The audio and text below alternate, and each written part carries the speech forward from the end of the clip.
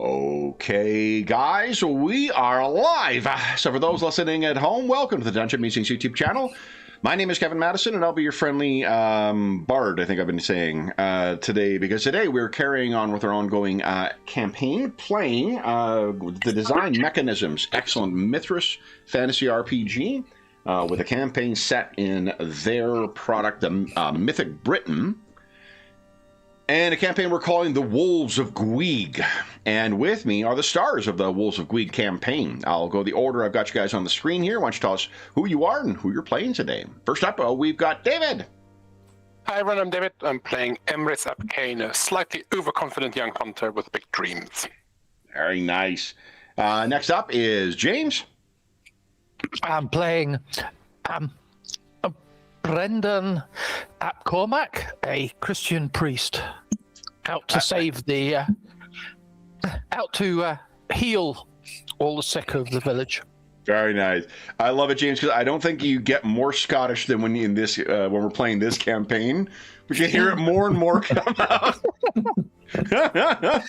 And last, but certainly not least, is Graham. Hi, I'm Graham. I'm playing Morvin ap Taran, who is a impulsive, impetuous Celtic warrior farmer who wants the seasons to go faster than they actually do. Very nice. All right, guys. So this is Chapter 5 of our the Wolves of Gwig campaign. What do you guys recall having happened last time? I think Emrys has got the best memory, because Brendan is going to level up his character because he screwed up and realised he hasn't. Oh, brilliant. Brendan did have 2 sessions ago, so we came into it with the aftermath of Brendan's dream. Oh, yeah. And last session, that was what we started our session. Emrys, have you any other insight into what occurred last time? Yes, Brendan joined us at Macus's, and I was keen to get Macus's advice on this nighttime spirit visitor. The thing you figured out, or you were convinced that it was not sent by the druids, that this sort of entity could not have been called by druids.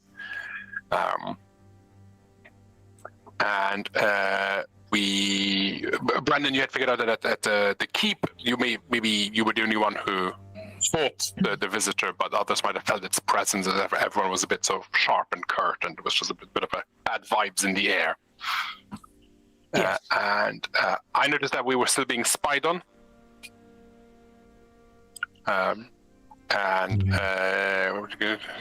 Kirwin. Kirwin, one of Sheridan's men. Kirwin, yes, yeah. I think you revealed to Brandon, you mentioned you've been bitten by the spirit. I did. I got stung by it. Yeah. Mac said he would go and see if anyone in town or outside remembers an old spirit or something here that might have caused this. And we were offered the old barn to create our very own hospice. I guess we're trying to help, but I guess from a political point of view, one lord is trying to sort of offer what the other lord is, or wannabe lord is offering. Yeah. So it's sort of a political statement. I have a face you can put to Lord Reagan as or his name now. Oh. Uh-huh. Oh, okay. I had a very fortuitous chain of searches on Pinterest. I was like, oh, these are all very helpful. So, that almost never happens to me. Yeah, no, it's the same thing too. Well, because you know what it is, because of because of optimization bullshit. Like I love Shadowrun. There is one actual play channel that has run a lot of that, and it's just optimized the fuck out of all the GIFs for it. So anything that you want to do a GIF of Shadowrun, it's all just these people playing, and you're like, come on, this is not. I'm sure they're lovely people, but this is not what I want. Give me my troll. Give me my troll Street Samurai. Anyway, I've talked about a faster product today, so I think I've satisfied the BattleTech quota. What else do you recall, Emrys? We headed into the woods to harvest some herbs, but they had already been harvested. It looked like someone else had been around, but not one of the local druids. So we were wondering if maybe the Christian priest with Lord Sheridan, had been here or had tried to sort of, or needs the same herbs to help. Emrys then snuck up on Curran and got some information out of him. And we learned about Brother Oren, who is a Christian priest that travels with Sheridan. And everyone seems to be very much terrified of this Christian priest. And he seems very keen to not have other Christian priests around him, from what Curran said. Oh, seems like a lovely old guy. Yeah, and he seems to find himself at the sort of hospice outside that Sheridan has set up to help those afflicted by the plague. We then sort of all met up, and Macus came back and said that the local spirits are sort of divided between Reagan and Sheridan. They can't make up their mind or have different views on them, so that wasn't as helpful. And then we were sort of wondering whether we should infiltrate the hospice or just go up and talk to Oren. But then it was going to be for the next day. I think for the rest of this day, we then all stayed together and had another sort of nighttime visit by the spirit, potentially. Yeah. But I think it stayed out there for my notes. I think Emrys was sound asleep through most of it. Yeah. Or at least at first, and then we did all wake up in the end, but I think it stayed outside. It whatever protective magics Macas and the druids had woven kept it outside, but we heard the buzzing sound. Yeah. And some of us got quite scared, but it was quite sort of a frightening experience. Yeah.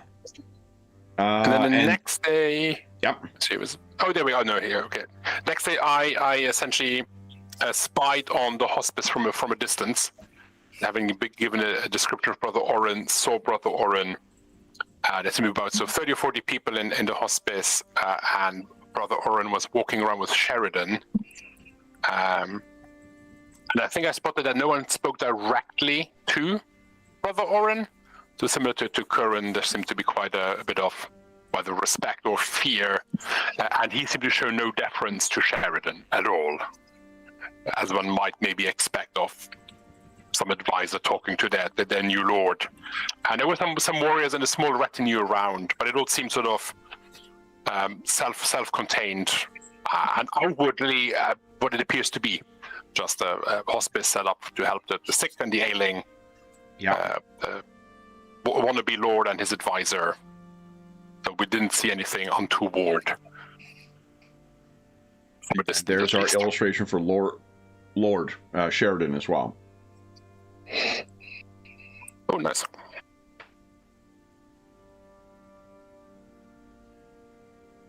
Okay. Then, Brendan, Morven, anything to add? I was like darkness. No, I think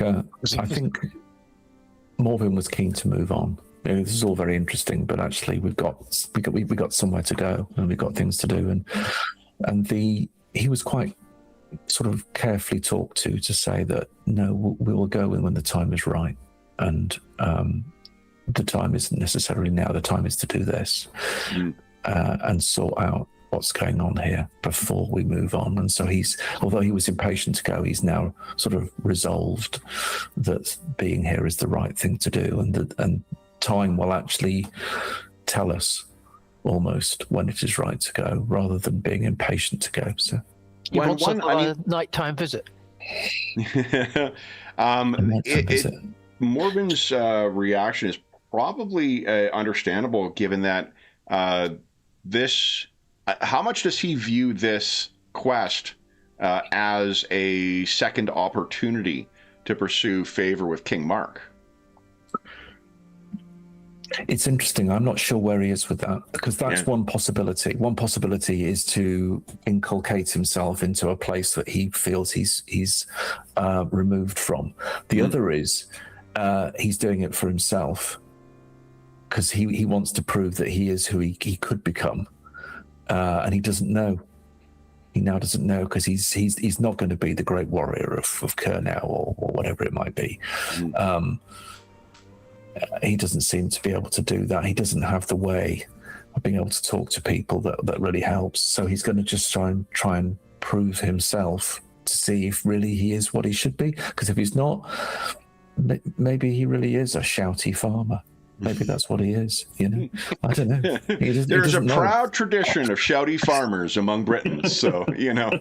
Well, we'll see. But maybe that's who he is. So I think he may be pushing for that as much as anything else. And if something else comes of it, well, that's fine. But actually, maybe he needs to prove himself first. Okay. And for Emrys, your last task was reconnoitering the enemy camp, right? Yep.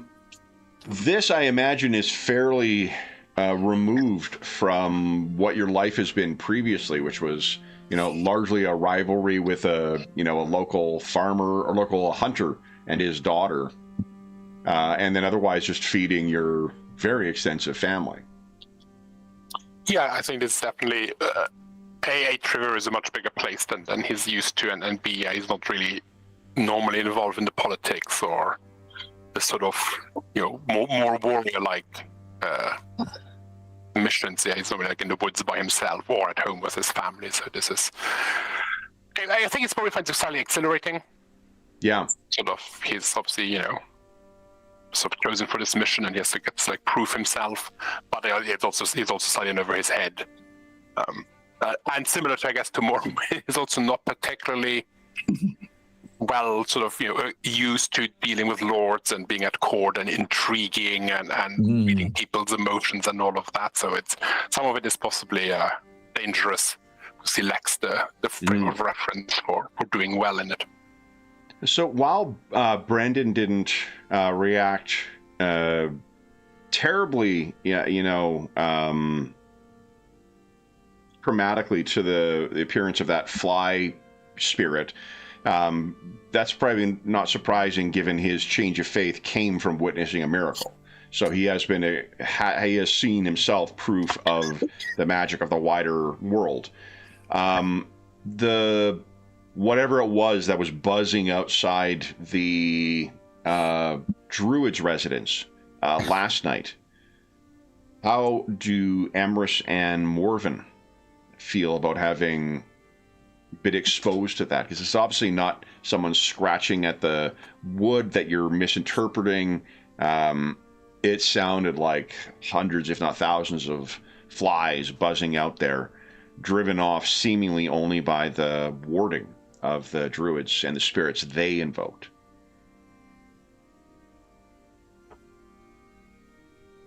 Is this your first time seeing evidence of the spirit world and the influence of the white dragon, or is this just something that is a more recent reminder of it? I think this might be a first for Morven. I think it'd be interesting. Let's say it's interesting if it is his first. So let's say it's his first, and he's a little afraid. He's not sure that all his training, his blade work, will count as naught against the spirit world. And all he can think of is the accumulation of flies on the corpses on the battlefield. And his thinking is that this is like an accumulation of all that loss and horror in one foul creature. Yeah. And he wouldn't admit it to anybody, but I think he's a little afraid that he's not well placed to be able to do much about it. Do you think perhaps of the bodies that you had to lay to rest, or you got the bandits to lay to rest? Because there would have been flies buzzing around that by the end of day. I think that's his association. Yeah. And so something that coalesces all those flies just coalesces like the horror of the death and the end. And what would more death bring? I think his concern is that if the spirit world can manifest like this, it could manifest anywhere. What about you, Emrys? Believe. I think for Amaris, when he's been out on hunts or like stalking in the woods, he has had minor brushes with what, or at least in his mind, were spirits. But these would have been, so I guess, more like friendly, or at least to him, or he did the right things. He's been taught how to deal with them, the small offerings you leave behind after successful hunt, those sort of things. So I think this is the first time he's encountered something this blatantly in the shadow of the white dragon and malicious.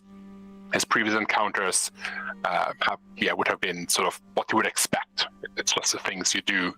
So I think he's also worried, and I think it would have reminded him of his dream, where sometimes there is an unsettling presence that sort of ruins the dream. So he'll be on edge. I'm not sure he'll be frightened as such, because spirits are very much part of his world. But it's most of a reinforcement that not all of them are indeed friendly. Okay. So then, Morven and Brendan had concealed themselves in order to allow Amaris to conduct his reconnoitering on his own, because he is much quieter and sneakier than the two of you. Is there anything you two have discussed in his absence?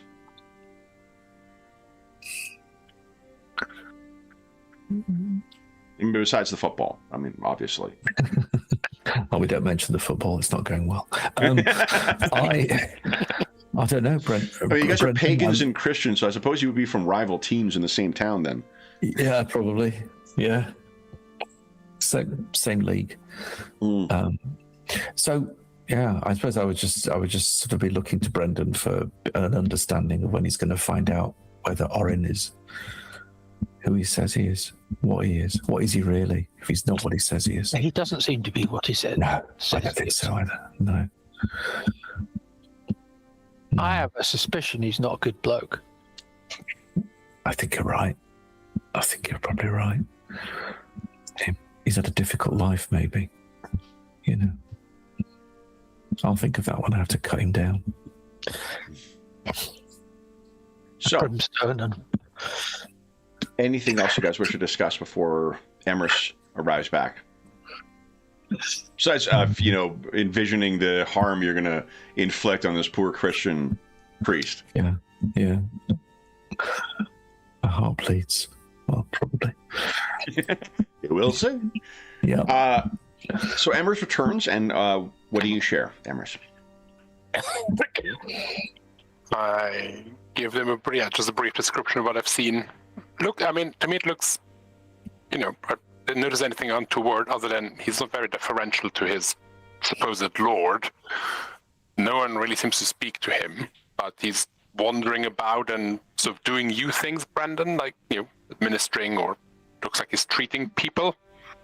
It's about 30-ish or so in the camp. Few warriors. Sheridan seems to have a small retinue. No buzzing fly things that I could see. 30, you can take that, Morven. Right. Well, most of them were ill, like most of them were being treated. I think, like, in terms of actual warriors, there was about a handful. So yeah, you could take them more. And no other priest, as Kerwin had said. He seems to be just the Brother Orin himself, who administers and sort of guides whatever is happening there.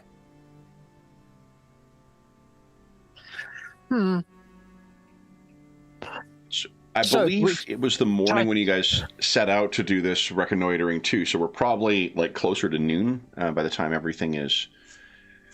Amaris has suitably moved himself into the location, reconnoitered, and then come back. Sorry, James, I interrupted you. No. So I guess we should get on with building our hospice. Did you get the druids who were taking care of that for you? Do any of you... Oh, no, but is it Morven who has training in crafting or something like that? Or carpentry? Yeah, in classic sort of Mythras, I know a couple of percent. Yes, that thing, yeah. Yay. Ancient times, hundreds of years before the dawn of history and all that. So we'll just I'll start building this thing. I'll do my best. Okay. I've done the clearance, I seem to remember. I think I did a bit of clearance, so it's about doing a bit of construction, which I'll take slowly. If there's a task chain thing where I can do it slowly and considered and get like a bonus, I'll do that, because I'm struggling. Hang on, how does this go together? I can't. I guess it'll be interesting to see how Brother Oren reacts to another place of healing being set up. I'll try and make it at least as impressive looking as what he's got. So, Brendan, would you I guess word might have reached him. I mean, Kerwin is like everywhere, so obviously he very much doesn't like other Christian priests. So maybe if you're prominently involved in setting up this second hospice, then he'll be drawn out. Indeed. Well, I want to make sure it gets done properly. You know how it is. You can't delegate this stuff. Mm-hmm. Most of these are just druidic apprentices. Don't know their arse from their elbow. They did seem fairly early in their education when their mentor passed on. Okay. Emrys, what do you wish to do then? If Brendan and Morven are supervising the further construction and remodeling of the barn, what are you thinking of doing? Go barn. I think it'll help. He's happy to get stuck in. Okay. So it is. It's a busy afternoon. Like they've made some good progress in the morning. The rest of you have pitched in. This is likely going to be maybe another day's worth of work until you can start receiving patients properly. But between the first day of cleaning, this day of sort of remediating and building new things. You may also have some insight from Emrys, whatever experience that any of you. I think, Brendan, you've got training in like either medicine or first aid or something like that, right? Mm-hmm. Yep. Chirurgy, maybe? Healing and first aid. Got them both. Oh, look at that. Mm-hmm. So you'll have some idea of like what a pest tent, would kind of look like for it. Mm-hmm. So you probably got some between what your experience with past sort of, epidemics and Emrys's insight into what the other group was doing, you're able to start putting together something fairly effective. How much Christian iconography is being incorporated into this, if any? Well, 0. I mean, you wouldn't want that cluttering the place up. It'll just spoil it. Oh, there'll be a wee bit. There'll be a wee what? bit. I know that Macca's will be all sensitive about it, but we'll have one wooden cross in there at least. Do you want a full carved Cairo? Go for it. All right, I'll do a Cairo if I can do it, which is the Ka for Christos and the Ra for Christos. And I'll try and do a Cairo in there as well. So, yeah. What are Morven's passions? Do any of them relate to pagan? Well, I'm looking at it. I'm looking desperately for anything to help me here. I've got paganism. Does that help? Yeah, why don't you give us a paganism passion check? So we do know that the Cairo predates Christianity. Okay, and it was co-opted. And it's not particularly in the pagan tradition. It'll probably be a what's it called, a trikel, the sort of the threes. But anyway, I've got passion pagan of 55. I have got loyal to community, which I wonder if sort of I'm trying to build something that is going to preserve and. I think the difference is one of them is the reason I'm getting you to roll is because one of them would be consistent with them. One of them is challenging the passion. It's the challenging of it. I think is the. All right. Okay. Do you want me to roll pagan? And is it standard difficulty? I think standard difficulty. Yeah. Yeah, sure. Okay, so you, no issues with you doing this. But I think it reduces that passion by 1. What does it? I mean, like not rules is written, but I think it would, just because you're not prioritizing it, and you did fail the check. Done. Come to daddy. Done. Yeah. That said, if you do want to put, like, if you do feel like he is opening himself up to this Eastern religion, you could give yourself a passion in that at 1. Okay. So that's not like if 55. Oh, go ahead. No, I think what he'll be doing is he'll be chiseling out a Cairo because he's doing it for Brendan, his friend. But he's probably also maybe sort of putting some sweet-smelling herbs in here as well, and things that he's been taught by the druids, just to sort of give the place an ambience that is more fitting for a spiritual place in his perspective. So he's offsetting it slightly in the way he's doing things. So to reflect the fail of the passion, maybe there's a moment where Brendan, kind of sees the work you're doing on this, and kind of claps you on the shoulder, commends you for the work you're doing, and that's sort of when the realization clicks of what you're actually making, or what it will be viewed as. Yeah, maybe. How does Morven process that? I think he's standing on the sort of on the edge of something there. He's thinking, well, maybe there's more than to the world than what I've been brought up to see. Maybe. But in this case, it is Brendan that's going to be doing all the hard work and calling on his gods and his skills. So I really should support him in making what he wants, Okay. Emrys, would you... Actually, let's have everybody give us I really should just print off a character sheet with the skills on it. Why doesn't everyone give us a standard perception roll, please? And we'll just see what comes from this. Ooh, Emrys, nice roll. Wow. It's a crit. Of course, it's Mythras on roll 20, and it's me. That's right. I remember. I don't think it's a crit fail, though. So, you do get, as a reminder, when you do get the crit fail, you get to tick the fumble thing, because you do get a free... Oh. Yeah, but that wasn't a fumble, though. 98's not a... Yeah. Is mine a crit fail? 98? I think it's only 100, isn't it? Yeah. So, yeah. Yeah, no, I was just mentioning it just because it was... 98 is not quite there, but it was in mine. But there's a crit from Emrys, though. So, this will be later in the day. Work has been progressing. You're like one day off from being able to start accepting patients into this or other unfortunates. The druids are talking about going to try and collect where they think other people may have been accumulating, those who weren't going to the community for Sheridan. And Emrys, you picture on the outskirts of this, there's a person or figure that is moving across kind of the open field in your direction. From outside of the town proper, Trevero proper, but kind of walking the skirt of the walls. And the way that they're moving, like, it's a shambling, stutter, uncertain, footing kind of walk, as if they were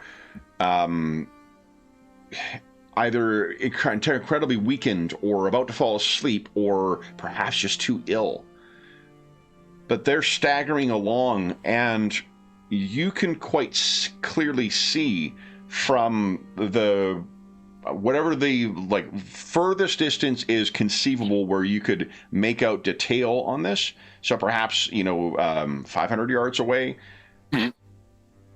you can see that it is Kerwin. And he seems barely able to keep himself up. He has, it looks like probably a blanket or a traveling cloak or something that is over his shoulders. And the way that he has it pinched over him, you can see that it slipped a bit and it's kind of hanging off of one shoulder. And the pathetic state he seems to be in, it looks as if he doesn't even have the strength to pull it back over.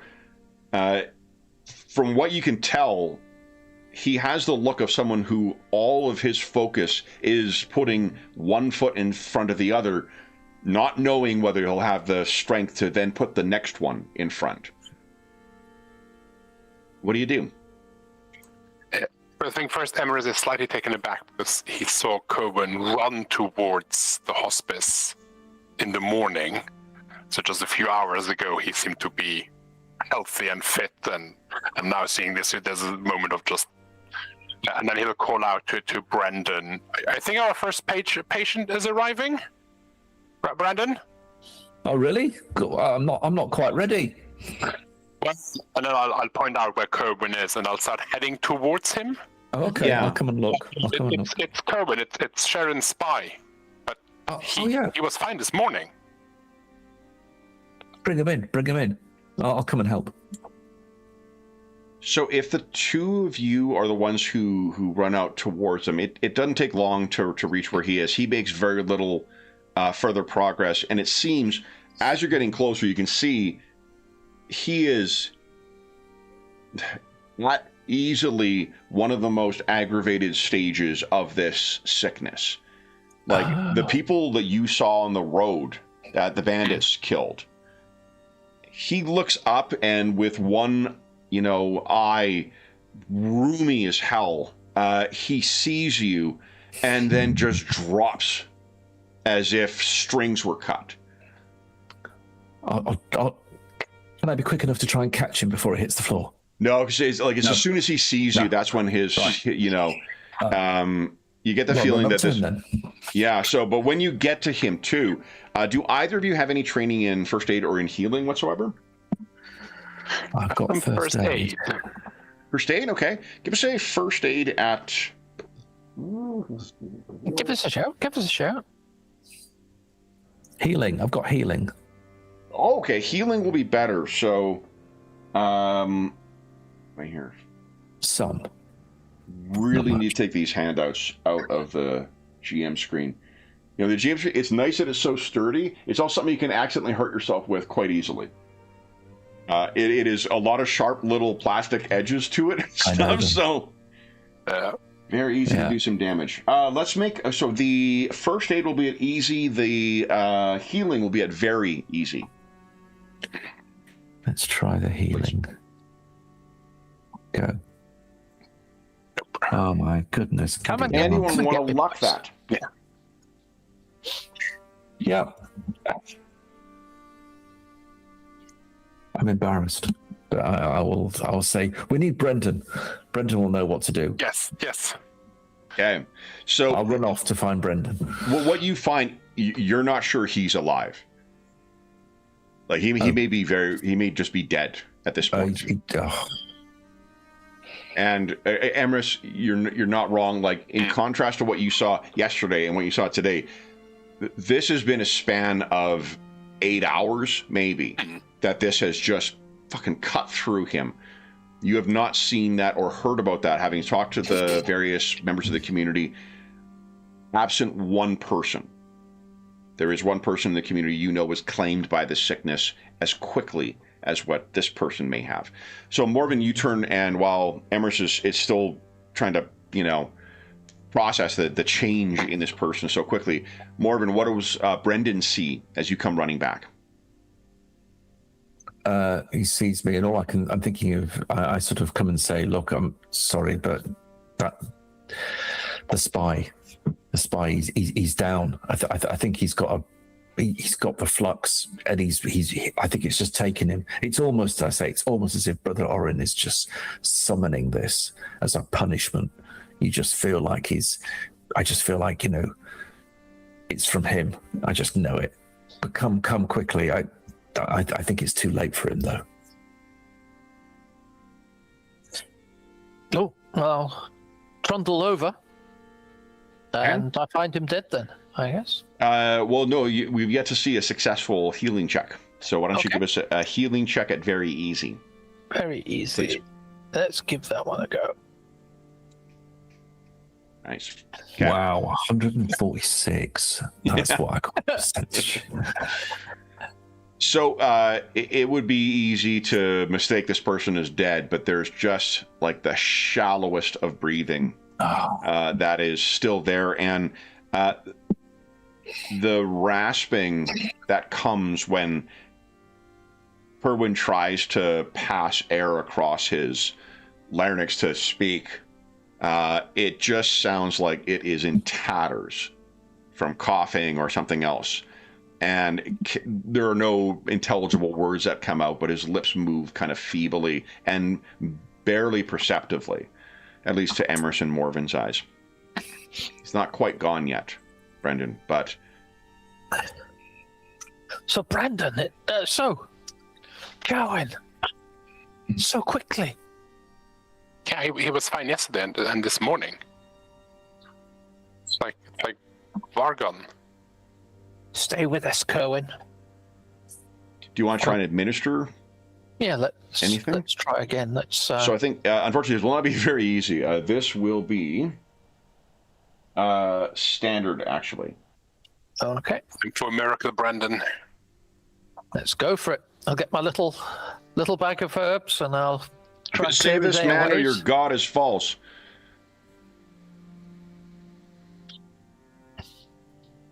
Okay. It is now. Do you transport him whatsoever, or are you trying to just give immediate, like, life-saving? Get something immediate right now to keep him. Yeah. Okay. Okay. Ready to carry. Clear his airways. It's about an hour of treatment that Brendan tries, and like some of the keeping a distance for fear of, evil spirits and whatnot. There are some of the druidic acolytes who come and watch in on this. Brendan, you do really try your best. But unfortunately, he is claimed by this sickness. Now, you did roll well enough to know that what this tells you is if the previous druid, whose name escapes me, and who passed away in town, I don't have it written on one. Wella. Is that right? Varden, I think. Varden, right. I'm like, Wella, no, I think that's the one that's in with King Mark. Yeah. Name. What if that druid was claimed by the same sickness? There is no art that you're aware of that could have saved him, absent magic or a miracle. The flux is a dangerous and quite lethal disease, obviously. This is well beyond anything that anyone has described. This is not in fact, the flux. What your mind might go to is the fevered feeling that you had when confronted with that fly creature or spirit in the early hours of the night.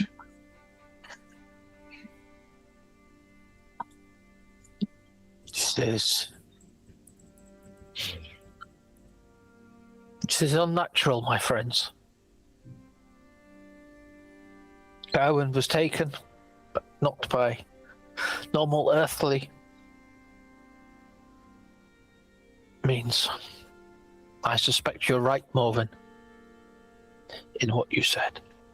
It's meant to be a warning to us? Threat? Maybe that because Owen had been talking to you, Emrys. Yeah. Punishment. Yeah, punishment. A warning, like you say. Was a strange bit of instinct. Like, you get a critical success on your perception check, Emrys, too. Perhaps there was just like hunter's instincts were aware of something that was of importance to you when you did spy him sort of making his way across the field.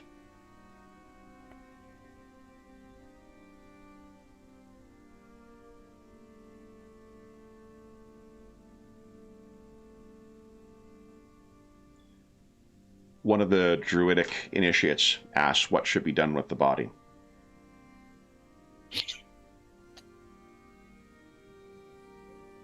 I think it should be buried away from the town. We should do something They sort of look at each other in uncomfortably. a field a little further away from the village and downriver. Do you think the evil spirits will stay in him if he's buried? Do you think he should be burnt? You're asking Brendan? Yeah. Okay. I'll cast a side eye to the others to see what they're doing, how they're reacting. So they do seem a little uncomfortable with, and then finally kind of what the senior one, them all looking at like who's going to speak. The most senior among them kind of says, "Sir," and he kind of points down, and you can see like in his torn, sickness thing, and kind of bunched up amongst the robes too. He's got a very crude cross. Ah. And they say, he was Christian, sir. And we shall bury him. And I shall do the right. They sort of approve of that. And go to collect, one of the litters that they've or medical litters that they've assembled to try and bring the body towards wherever the graveyard is here, leaving the three of you to contemplate. Now, let me do two things. First, let me just twirl my mustache. Then, it's not as good a mustache as mine. let me call for my son, because he's in his kind of late 20s, early 30s. He's got that like twirled up mustache that some of the millennials have now too. Wow. Very impressive work on his part, but and much more prone to twirling like a marquee villain. But I'm going to follow up my twirling with a call for a standard perception check from everybody, please. Standard. I can't do anything. Brendan, nice roll. So both Brendan and Emrys, as you are, your mind is clearly elsewhere, right? With that roll, Marvin, what's going through your mind that's causing such, for you to be so either in and of your, in yourself, or perhaps just occupied with supervising the druidic initiates? What spirits will Orin the sorcerer summon now? What depredations will he cause to this community? That's kind of what's going through his head. Yeah, fair enough. What Brendan and Emrys, both of you see, the sort of the very edge of where you would have been able to see in the direction that Kerwin managed to stumble along, there is a single figure standing there. And like there are people coming and going from Treveru, but not in the middle of the field. And if you are in the middle of the field and it's one that can be worked, it's people working there. There's no time for idleness during this, particularly given how many people are ill and unable to work. There's more than enough work to be done, which means this figure can only be standing there from your perspective to be observing you. They are not making a particular effort to remain concealed, but nor are they announcing their presence by sitting on top of a horse or something like that. Let's go over and have a word. If you make any effort to try and move, they're quite easily able to move out of line of sight before you get there. And by the time you reach there, if you try to reach where they are, you rolled well enough to try and find that. Do you want to walk over to wherever they were looking from, or do you not care? Let's go along and see what we can find. Did Emrys recognize the silhouette of Brother Orin, seeing as if he was sort of keeping an eye on him all morning? Yeah. Did seem like he had a long robe on, for sure.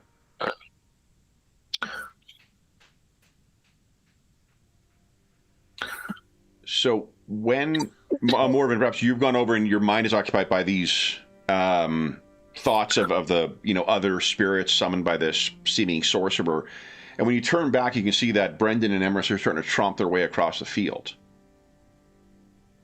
Where to now, Emrys? We had a spectator. Oh, did we? Yes. Brendan wants a word. Okay. Yeah. So, I Tracking is a separate skill, right? Yes. From, like, it's not just a survival check? Yeah, it's a separate skill. Okay, so why don't you give us a tracking check there, Amaris?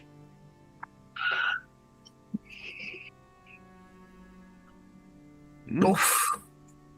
Oh, I'm gonna spend a point of luck. Got it. Yes. Okay. Ooh. There's just too many people coming through here. Yeah, really. Well, and also, like, trying to pick, I guess, a spot from however far off this person was. Yeah. You're not very good at your thing, no, you, Emrys?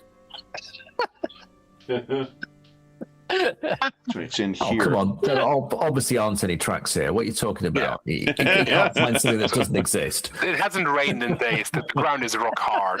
I mean, no one could possibly find tracks here. I don't know how believe you. accurate they are, but I do love in the old... the fucking cameras have all reset. Roll 20, you're... No, I'm Acting up struggling a bit, today. actually. I can see you all at the moment, though. It's just me. It's just my browser.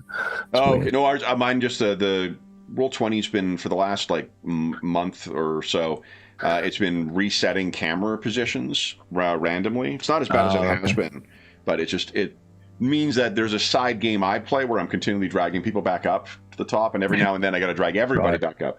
The old Wilderness Survival Guide for AD&D. I don't know how accurate the stuff is in it necessarily, but one of the things I love is gives you outdoor range of normal vision for like how far you can actually see, and in different weather conditions as well. Today is clear, which means 500 yards is clear and be able to make out detail.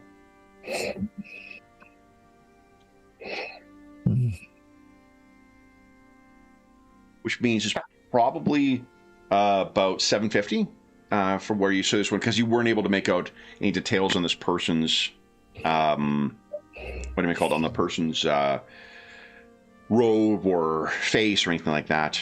So you get there and to where you think this person was looking from, and Emra seems to be having a heck of a time trying to find any sign of this person being here.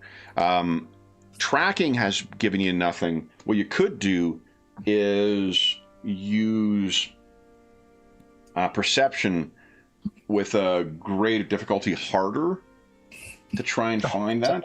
Yeah. Perception of hard, then. Okay, let's get back.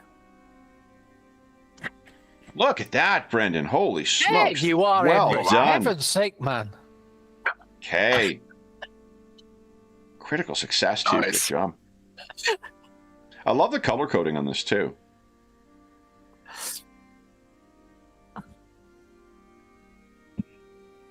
So we don't... Morven, are you making a check as well, or are you not... I You can give us a perception at hard. can try. I can try. So I was Worst case relying- scenario, you get a fumble and you get a free, Yeah, XP go on, let's check. do it. Okay. Okay. Yeah, just a standard failure for me. Yeah. So Morven is once again kind of keeping eyes out for this evil Christian sorcerer.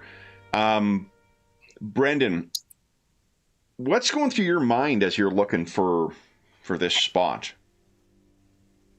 where they were, like, any sign of where this person was?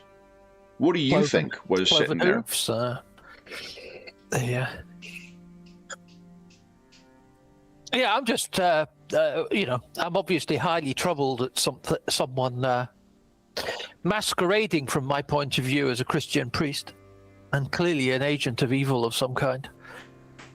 So I'm looking to see if he leaves, as I say, cloven hoof marks or smoking footprints or...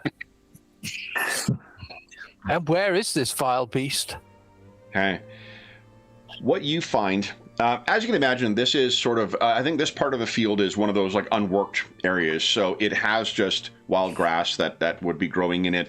And the mud that is in here is going to be relatively secured because of the, the root system and whatnot of the grass. So it'll rain, it'll get soft, and then it'll harden up again. So it's fairly easy to... It's not the kind of stuff that's going to wash away as soon as a rain goes by. And in spite of that, well, I guess because of that, it means that it's fairly stable, fairly predictable, fairly even, and you're relatively easy. It is relatively easy to make a mark in it and have it remain. What was your reason for coming over, Brendan? I wanted to have a word at this. No, but once you saw that the person departed, why did you try and find where they were standing? Was there something that... Maybe he dropped something. Maybe he'd left something that... And also, if I could get there, if I could still see him anywhere where he had headed off to. Yeah.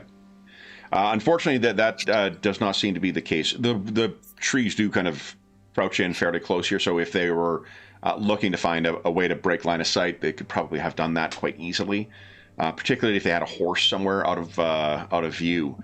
But what you... And because you're so close to the village, the town, you wouldn't hear the distinctive sound of one horse riding off. You'd be drowned out by the... This is the, Dark Ages equivalent of urban white noise. So what you do find, though, Brendan, is that there is a marking. Emrys is sort of trying to find tracks on here, and it's frustrating because this earth is so packed down and so held in. Like there's no, and it's been dry, I guess, today. No sign of. No, it rained again, didn't it? Yeah. So because it's rained every time, because you guys, one of you is filling in for Dave. I think David, you were filling in for Dave last time, which is why we're getting shit weather all the time. What you find, Brendan, is a marking that is, given your very diverse background,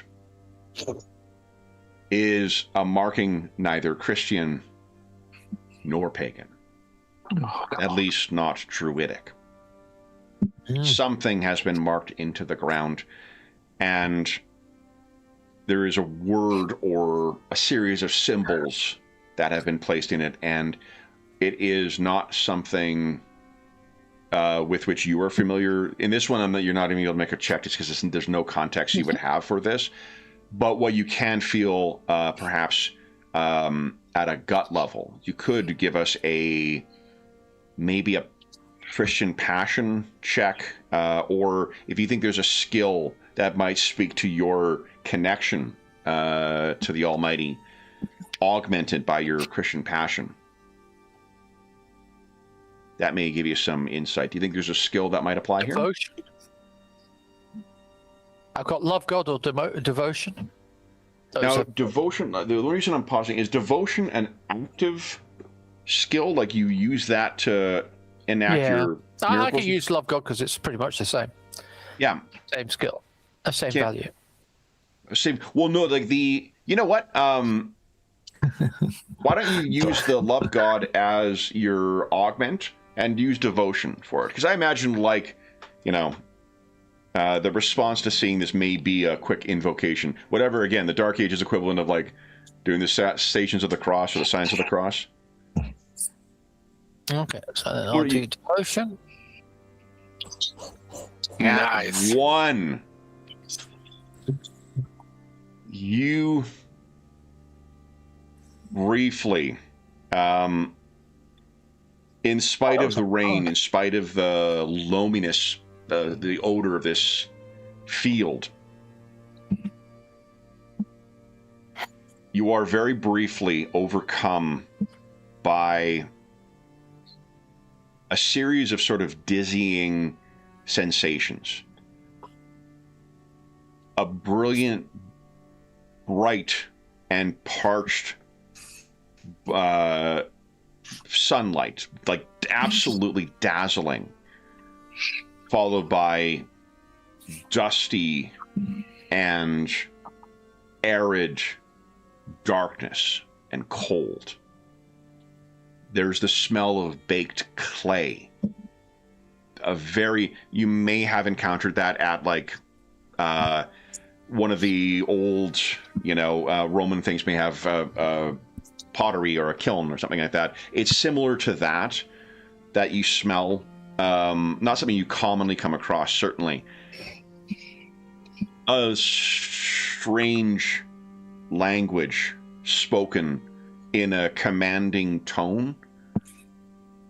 And over all of those sensations, there is the buzzing of stinging flies. And then you are back standing in this damp field in southern Britain.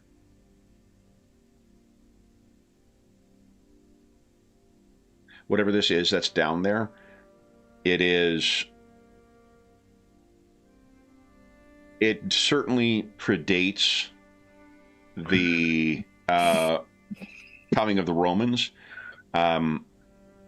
It may date from the age of heroes. That is not to say that it is something native to these lands, though. But it is old, like that. In the time when the giants were cast from this lands by great heroes elsewhere, this thing danced, I suppose, to a different piper's tune.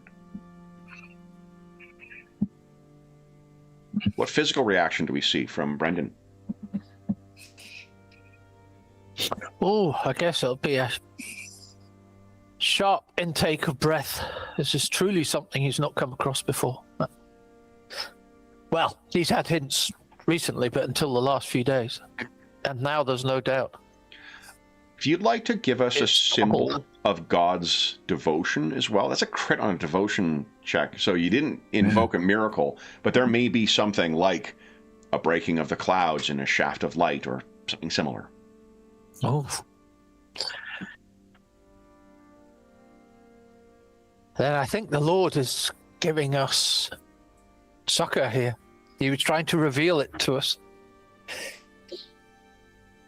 What have you learned? We have his favor. We do. And I'll point to the sunlight coming down off this. This is... He does not like a false prophet taking his name and committing what is foul murder in these lands. So there is a neat mechanic in Mythic Britain of... Is it superstition?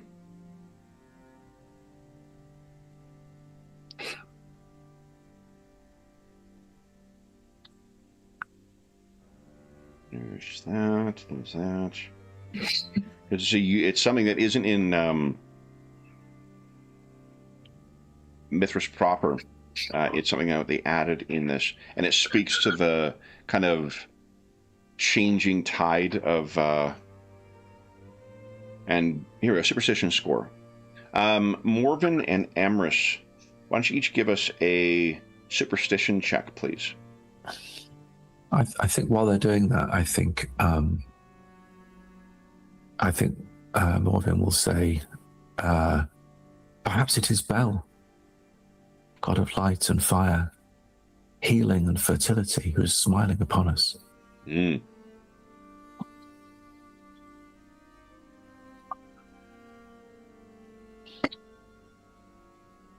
Okay, Amris. It was not Bell that spoke to me, Morven. Oh, Deceive yourself not. okay. Well, I'm so sorry I'm so sorry. So Amris failed.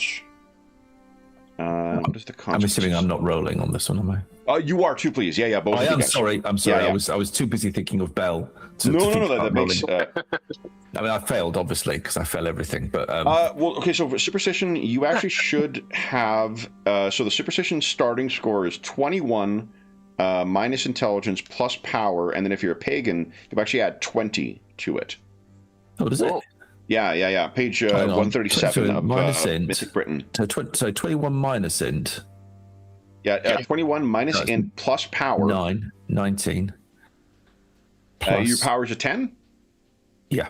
Okay, and then plus 20 if you're a pagan. Okay, so I'll just up that by 20 then. Okay, so 39. Still a fail. It's like still largely.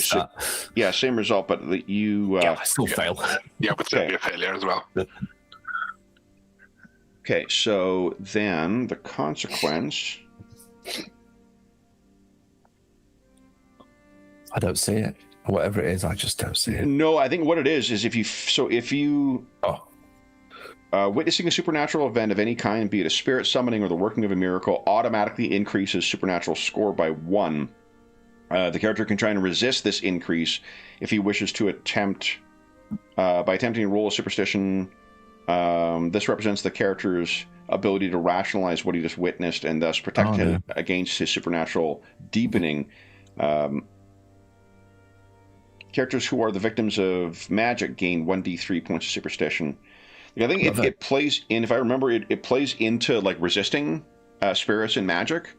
That like the more superstitious you are, the more prone you are to be affected by this stuff. Got you. It's almost as if some rationalist has written this game. I don't know. Yeah. The underlying theme is it's all Vulcan. So are we increasing our superstition by 1 then? I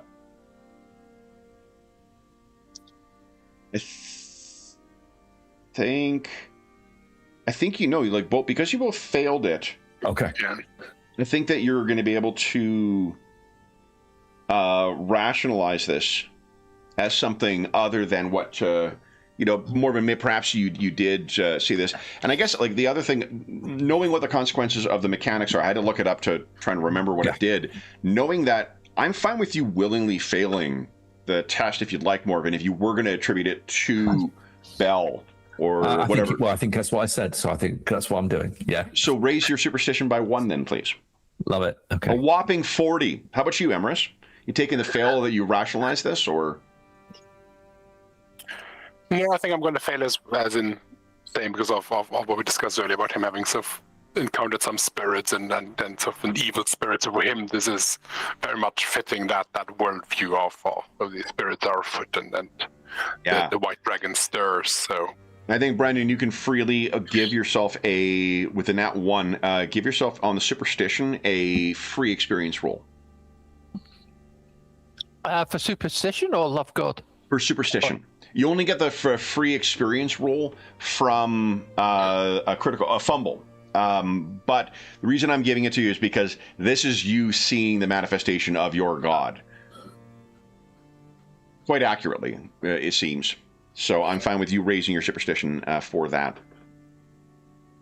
So, Brendan feels the touch of God and experience a vision. And there is, for certain, light illuminating where this... It's interesting because it's not quite directly on it, Brendan. It's just askew from it. So whether that is because this thing is beyond God's light, or whether it is because... Whatever the reason being for it, you are certain that it is something that it comes from God. Morven and Emrys, Morven, you see it as paganism, of course. And Emrys just, perhaps you had another spirit, but nothing too consequential. But, Brendan,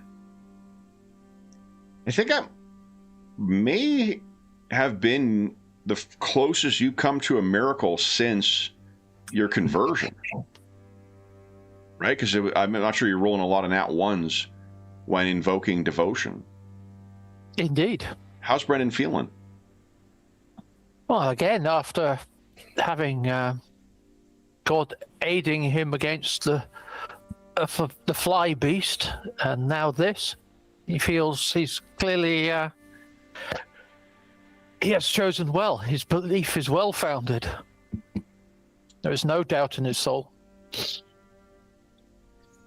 So, what do you guys do? You have the funerary arrangements to make now. A miserable fucking day for a funeral. 2, do you keep the body overnight and do it tomorrow, or do you try and get it done? It is early summer, so you will have plenty of time still with as far as what daylight there is on a day like today. Or do you want to save that for tomorrow? Sooner rather than later, right? I defer to you, Brendan. Whatever you think the rights need to be for this. I think you'll want it done now. Right. Guess you and I better get shovels then, Morven. How's the shelter? How's the shelter come along? Is it looking good? It's looking pretty good. Like you're gonna need about another like half day, maybe a little bit more, just to finalize, and then you can start being able to take people in. But it's very it feels like it would be as ready as it's going to be.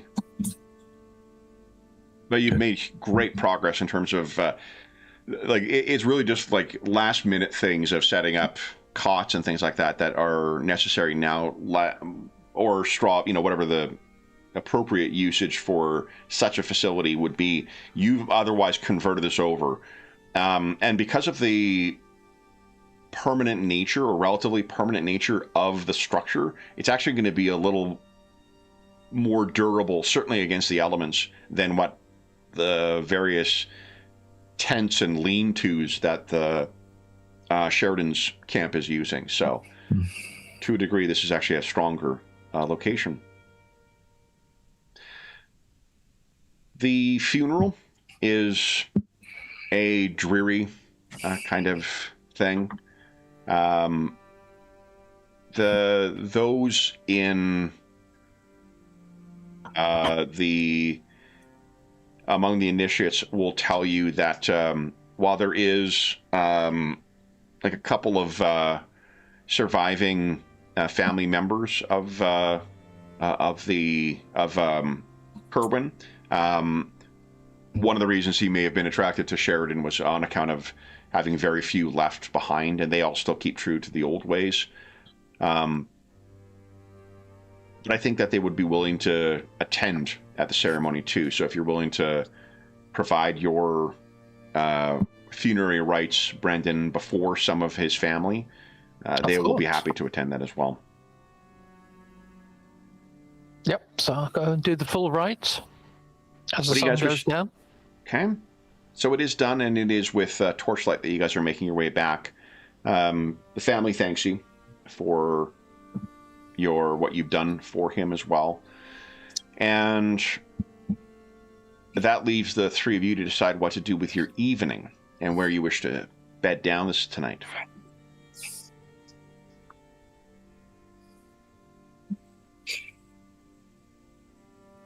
So we can expect another visit? Maybe. Indeed. I guess I can ask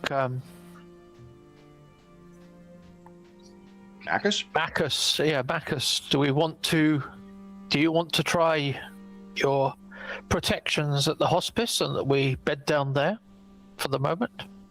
Or do you want to stay where we were?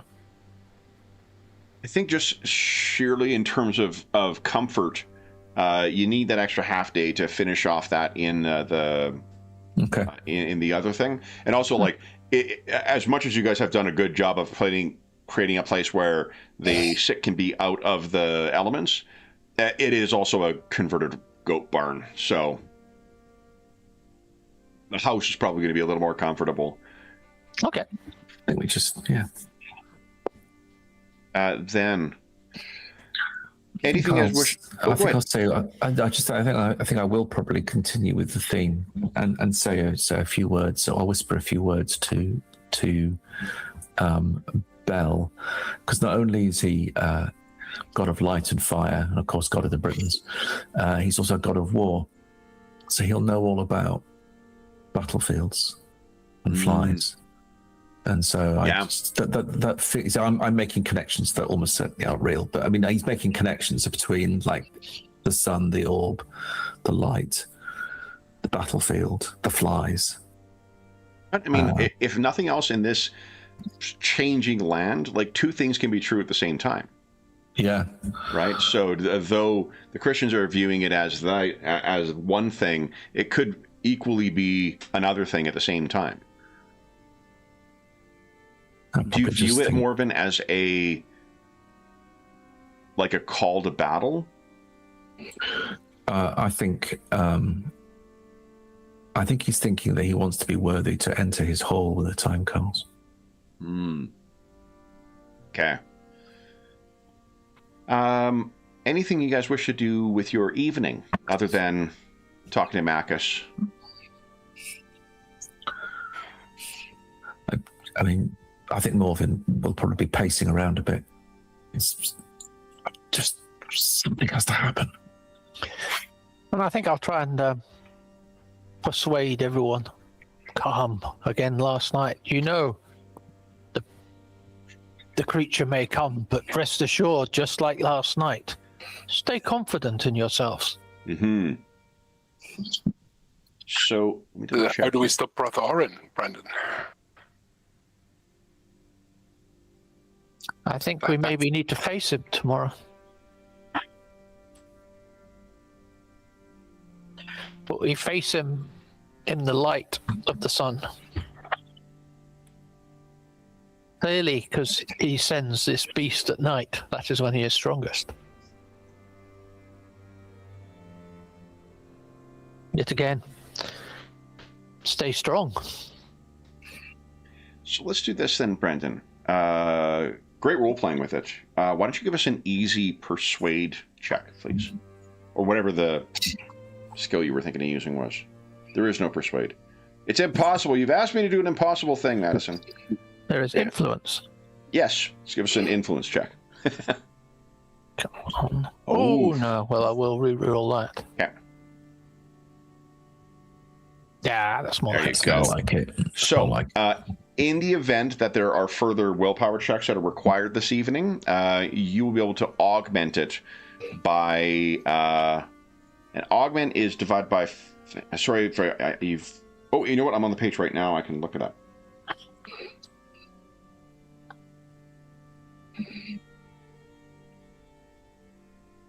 By 20% of the skill. All right. Okay, so then that'll be 8 for it. I had in my head, I'm like, divided by 5, but I didn't want to commit to it until I looked it up. All right, so what my question is, or what's going to happen is your influence with your words has stirred the hearts enough so everyone will be able to add +8 to their willpower check if in the event that they have to make one this evening. Should we need to? Yeah.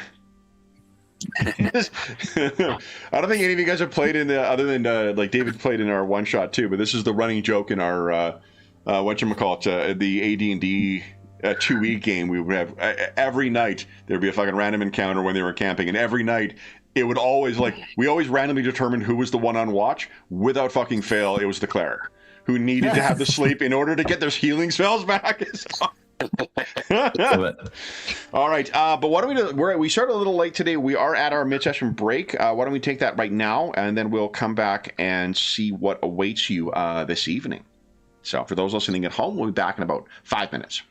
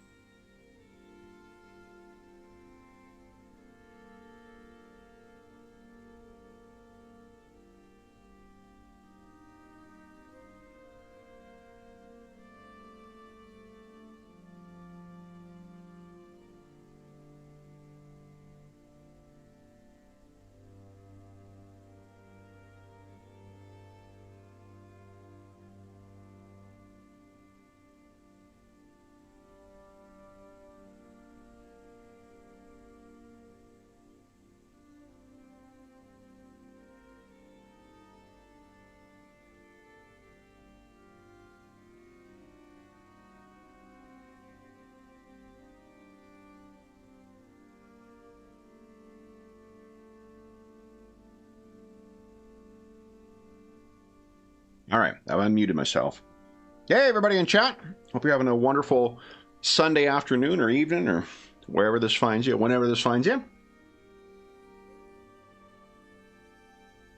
And it does as well.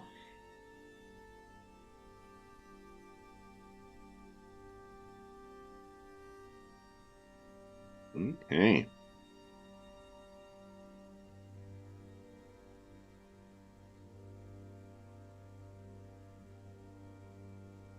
Okay. We have all of our heroes back. So,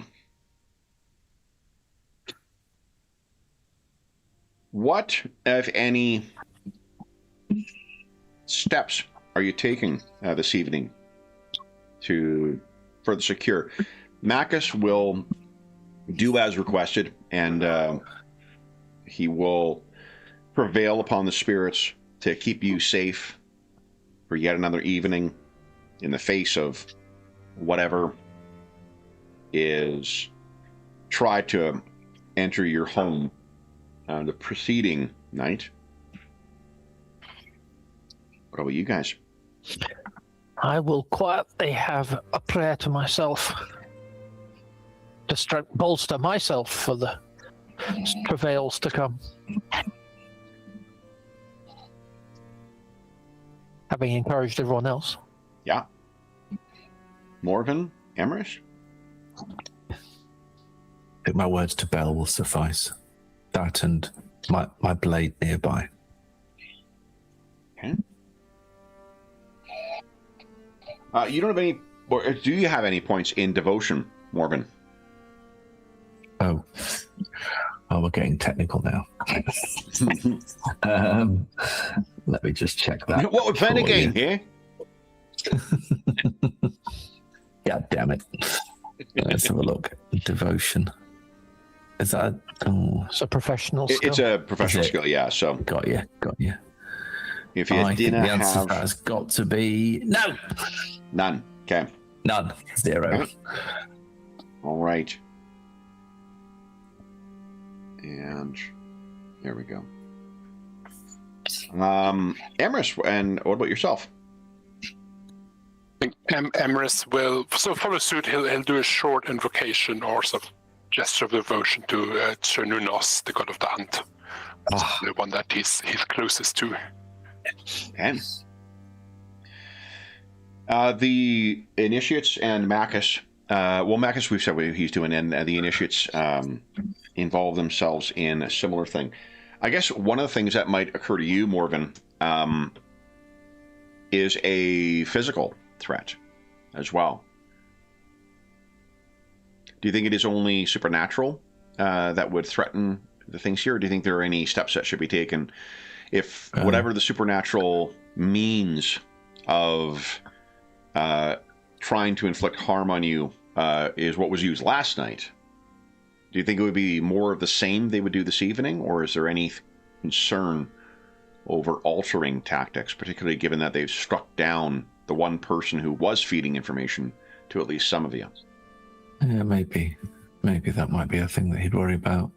I think he might also. I suppose he's not clear about where this might strike. So he would probably, before he retires, he would probably just see what the physical protection of the place is like. Are there guards in place? Where are they? How vigilant do they look? How professional do they look in his view? Yeah. And his view might not be very, very well formed, actually, but that, he's going to wander about and just check on the readiness of this place. Yeah, and it's good. We've got two part of Kernow. Sort of reminders here of what. Right, yeah, that's great. And as much as it is someone else's place here, like the Roundhouse, may look like that as well. Mm-hmm.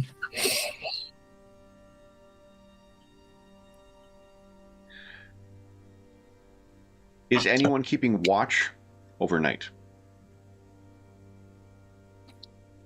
Like, I know it's a standard, like, gaming kind of thing. You have not had to do so in these homes. It's not the kind of thing you would typically do. It would mean that someone's going to be a little tired the next day. If you're doing a rotating watch, it means everybody will be. Or at the very least, you'll need more time for everyone to get sleep. And that's challenging to do in a place that you're not familiar with, like Treveru, that is louder than where you grew up because it's a bigger city. It's the equivalent of growing up in a mid-sized city and then trying to sleep late while living in Manhattan. What do you guys Is think? it possible to secure the entrance to the Roundhouse in a way that means that we would hear if anyone tries to come in, or that gives us more chance of that? Do you have any flies, however, maybe it can. Well, yeah, okay, true. I think maybe we do need to take a watch, and maybe the druids can help us with this. Yeah, with the number of. Do you want to trust it to the initiates? I guess. Well, their stream and they're running away. Well, yeah. Yeah. And it's, so are they keeping watch inside or outside, or? Oh, inside. Inside. Yeah.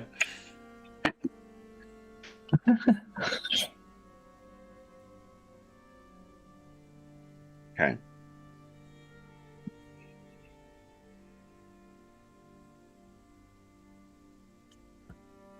All right.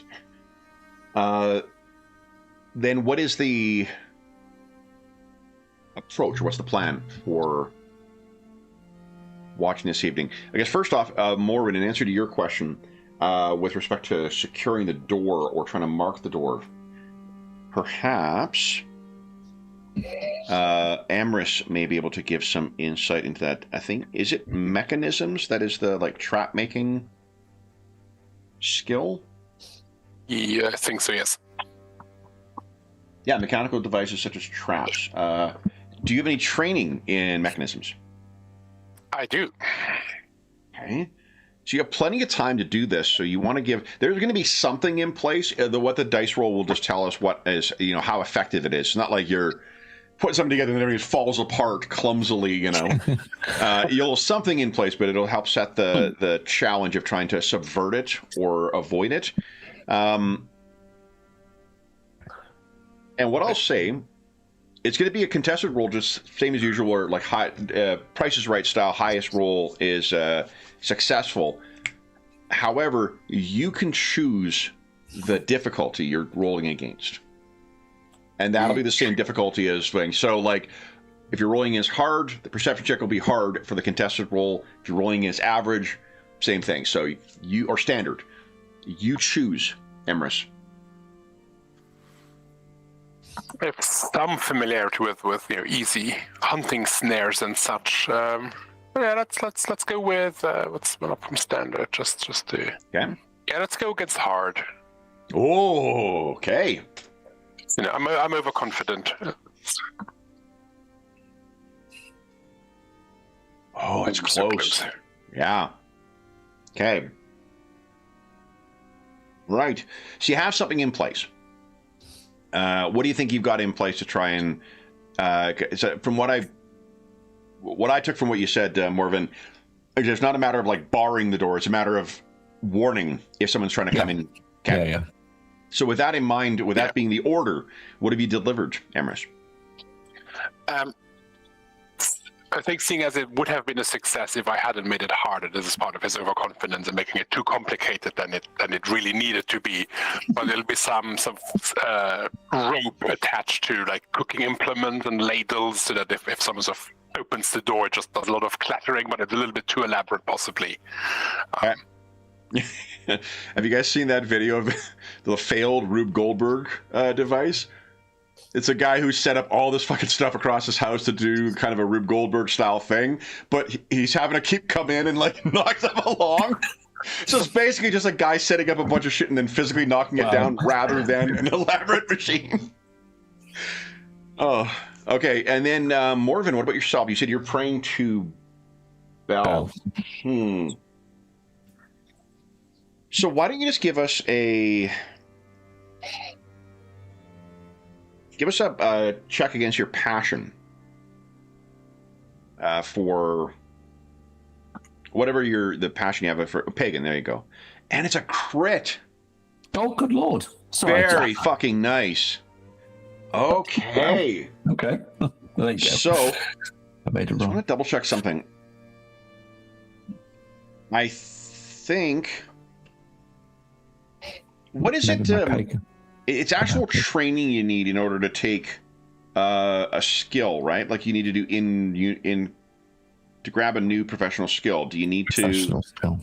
Yeah. Do you need to take like in-universe training, or is it like a certain number of experience rolls that you need to expend in order to get it? Suppressors are gathered through cultural background. Yeah, page 73 of the core book is learning new skills. Oh, there you go. I'm on there. They must find a source of knowledge from which to learn. Guess it was Bell, wasn't it? So here's what I'm going to give you the choice, Morven, is cost 3 experience rolls, plus whatever in-game costs are to pay a teacher and whatnot for this. It'll be 2 experience rolls if you want to get a baseline of devotion with respect to paganism. Okay. Yeah, I suppose. But you don't need to spend that, just that you can keep that, mark it somewhere on your character sheet that option is there now as a result of the... Note. Yeah. It doesn't make you a druid necessarily, just that you would, you know. Okay. Then, anything else you guys do before bedding down? Just make sure our weapons are as nearby as is safe. Yeah. While sleeping, in case we do get physically attacked. Right. And so we've got our mechanisms in place. We've done our prayers. What sort of watch are you guys intending on keeping, if any? Or are you going to rest assured in the wards and in the trap, or the the warning sort of alarm thing that Emrys has put together? I'll probably take a watch. Yeah, I think as well. The watch, yeah. Take a watch. Yeah. Kev, are you just using this to engage with the fatigue rules? I mean... Yes. In which case, to help you, I will also wear my armor as well, just to... Ooh. Good. Just throw that in. All right.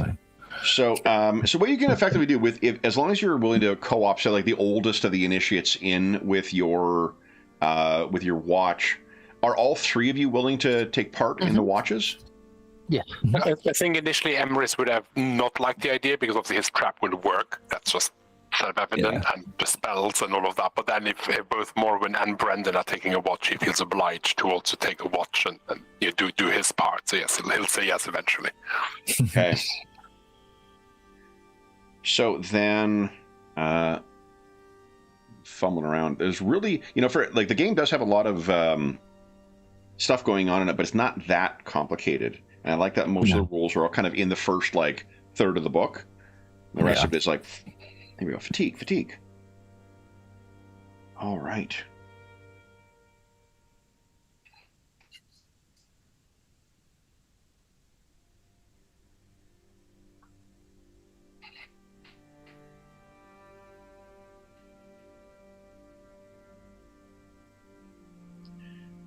So let's make it an endurance roll, please, for each. But this will be, I think, it'll be an easy task. I was going to set it very easy, but you have been working all day, and you've had some stressful encounters all day, and then you buried the person, so otherwise, no problem, Morven. No problem, Brendan, whatsoever. No problem, Amherst. You guys are on top of this. Okay. Look at the endurance of us, guys. We are an enduring group, aren't we? Very much. Not a lot. All right. I was good. So then, let's have, let's see, who am I going to inflict this on? David has assumed the role of Dave for weather rolls, so he's already got something he's taking blame for. James, would you give us a D4 roll, please? Really? It's like everyone taking, survival stuff. You always take survival. Oh my gosh. Yeah, I really like it's funny that I don't run more Forbidden Lands because, like, at the end of the day, like, just run a fucking survival sim. A survival sim that has a little bit of fantasy shit in it too, because that's really what that game is. You see, that's why you need Twilight 2000. You see? I have had a huge amount of fun with the 2 times I've run Twilight 2000. One time we ran it straight, and the other time we ran it with vampires in it, and both times was fucking awesome. It's a phenomenal game. It is just not necessarily a world I want to be spending time in light of I play games to get away from the, I hear you. I hear you. Yeah. So, I mean, like this game, for instance, takes place in this fictional place called Britain, that I'm sure. All right. It is Brendan. So whatever the order, I don't think we need to worry necessarily who's taking on, what time, but let's say it is go left to right. Emerus has completed his, time watching, has woken you, Brendan, and is during your watch. Oh. Would you tell us what is, you can picture again in that little, that roundhouse. Everyone is sleeping, kind of at the sides of it. There, in this particular roundhouse, there's also going to be a bunch of stuff that would be associated with druidcraft. And where do you think you would position yourself? Where would you be keeping facing watch? The door. Facing the door, okay. Towards it, facing the door.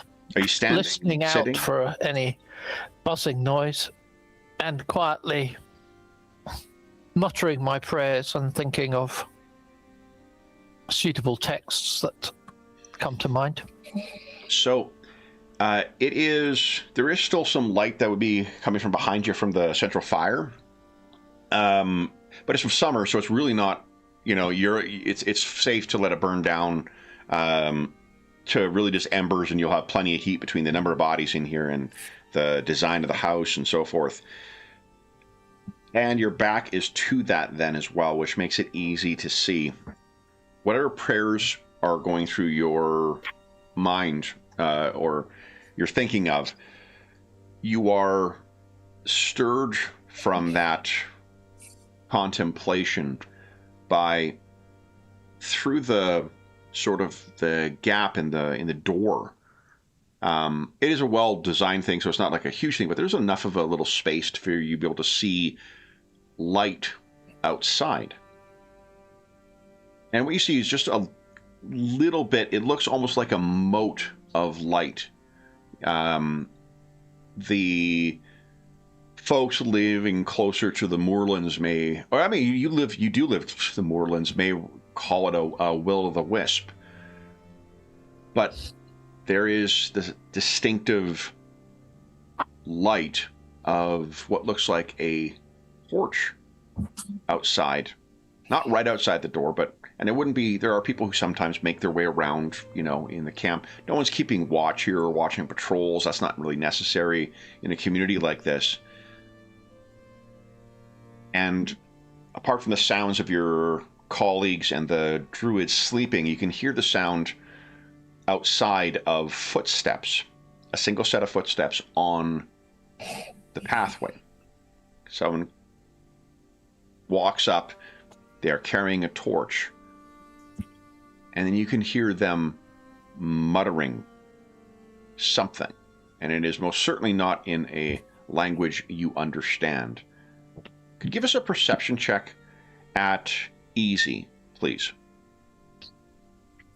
You're going to hear something else, but I want to see how much you're able to parse out from it. There is the sound of something being, like a stopper being removed.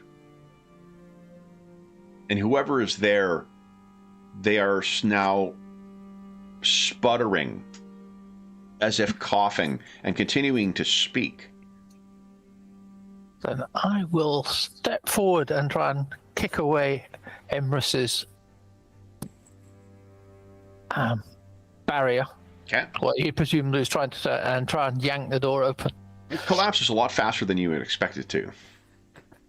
It wasn't well done, was it? It's a lot of big talk and small action. It's... If you push the door open, what you see in the blackness, the moon is still not seen because of the overcast skies. There is an individual who seems to be wearing just his trousers. I mean trousers in the pants. Pants also means does everything mean underwear in fucking English vernacular? Underpants.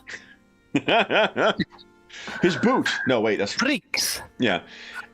In his capris, I guess. That's probably the we all know what we're talking about. He's wearing just the pants and no shirt. His body seems to have the markings of the flux on it. It is an older man. Hair is longer, a fairly unkempt beard, the kind of thing you would keep from if you were suffering a long sickness. You may not have time to attend it.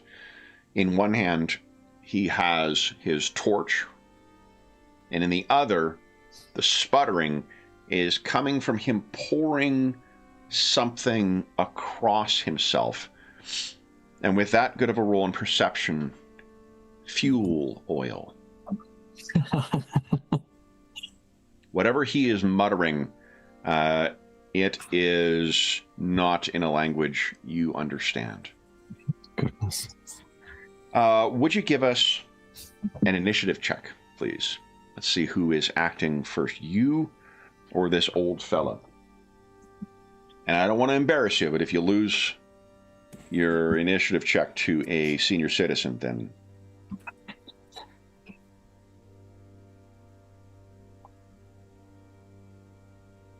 Mm.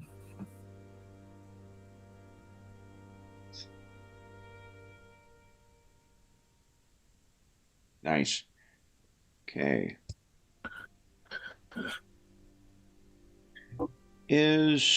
Well, hold on. Madison, put the fucking issue tracker up. Sorry, guys. Sorry. I think... Let's see here. Do you remember, guy? So, for those who are more familiar with Mythras, is the NPC stat block, the initiative that's listed there, that's their score that they've rolled, or is that what I add to the roll of a d10? What sort of number is it? It's a number that's around what you rolled there, which makes me think that it's actually... Yeah, I think it must be the set one, because I'm 10 plus a d10. That's... My initiative's 10, so... Yeah. Because I think I... Yeah, that tracks. I can't be that much worse than them. Yeah. Okay. Stat block. Here we go. Here we go.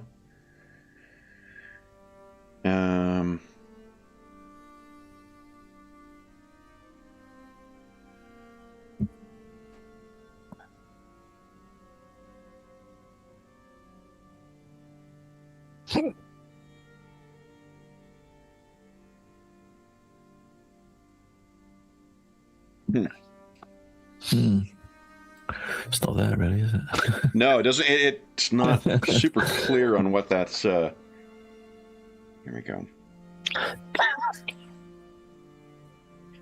Yeah. Okay.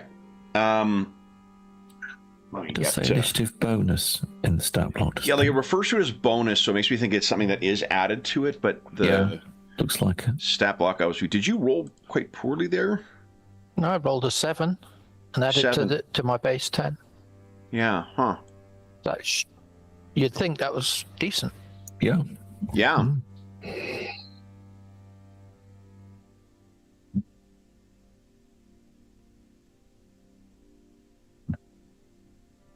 I'm just trying to see if I've got Yeah.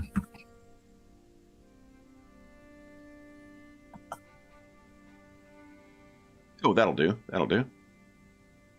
There you go.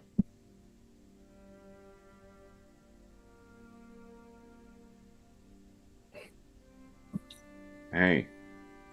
Ooh, I've got some artifacting going on again today. It's weird. Like every Friday, I guess they push through their update for Roll20, and always is a new adventure. What are we dealing with on the weekend? Okay. Fortunately, you did succeed.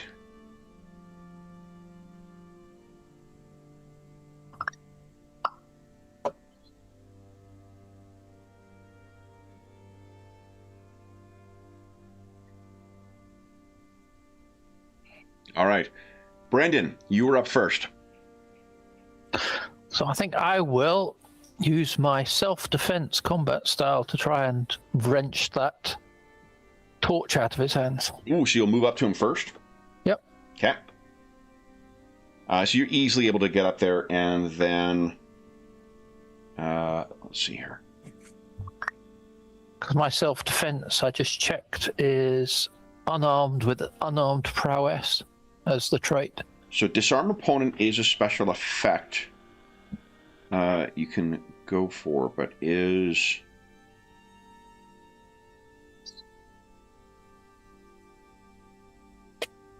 let's see here. I'm trying to remember how... Do you guys remember how you go for a specific special effect? I thought there was an action you could take where you're like trying to get a specific special effect. Let me try opening that up. In No, I've forgotten. the age system, it's a stunt action where you're actually just trying to generate stunt points to generate one of those. That's how they interpret it. I can't remember how that works.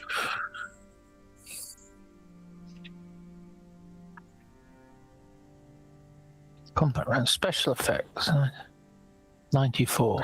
It's the special effects received depends on the difference between the levels of success. Yeah. So I'm trying to figure what there would be a base effect here, which maybe it's the table on 51. Differential roll results. That tells you how many benefits you get, I think. Yeah. So what I'm wondering is whether you need to get to that in order to successfully disarm, and then if not, what is a regular success? Right. Well, let's do this. Fuck it. Let's see.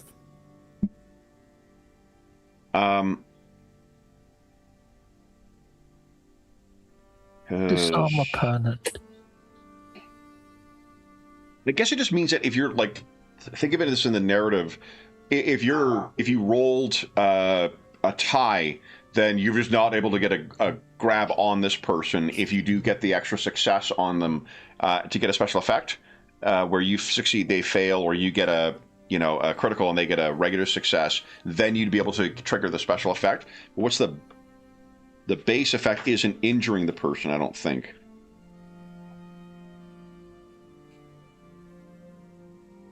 trying to grapple the person, right? Here we go. Unarmed combat is on page 105 of the core.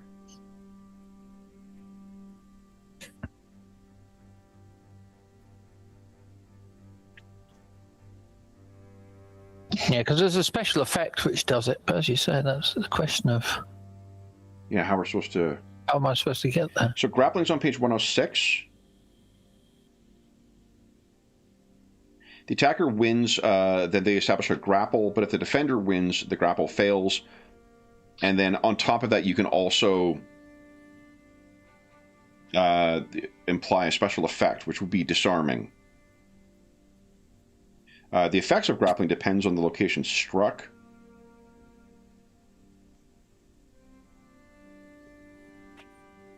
Yeah, I'm not trying to grapple him because I don't really want to get. You want to touch him? Hold of a guy who's covered in. Yeah, like if you. So then you're just trying to strike his hand. Yeah, I'm going for it. I don't want to be anywhere so I think near the difficult fuel oil. This is where the comparative size would come in. But it's only one size difference between the torch and your thing. So go ahead and give us your attack roll at standard, Brendan. Yep. Although you hold I'm not that great at it, so no, it's probably all academic. Let's give it a go at standard. Yeah. Okay. Oh, I think I'll re-roll that one. Oh, yeah. Okay. Oh, that's more like it. Very nice. Okay, cool. I failed, which means you get one special effect, right? And my special effect would be... To disarm, I imagine, right? No, take weapon. Ooh, okay, hold on. Take weapon. That's on page 101. But take weapon also might be one of those that you only can do with a crit, though, right? It is... Well, I have to do another roll. Allows an unarmed character to yank or twist an opponent's weapon out of his hand. The opponent must make an opposed roll of his combat style against the character's original unarmed roll. If the target loses, his weapon is taken. This is different from disarm opponent in that the size of the weapon is largely irrelevant. Okay. So he has to roll better than 18 on his... on his roll, yeah. Huh. All right. And I did not. So...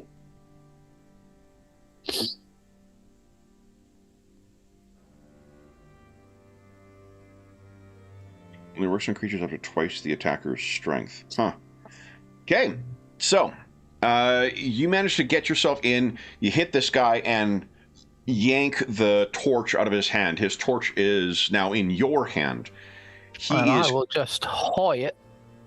Well, no, I think that's your action. You can't take another. Okay. So what I need you to do is to now defend against, he's trying to grab you soaked in fuel oil.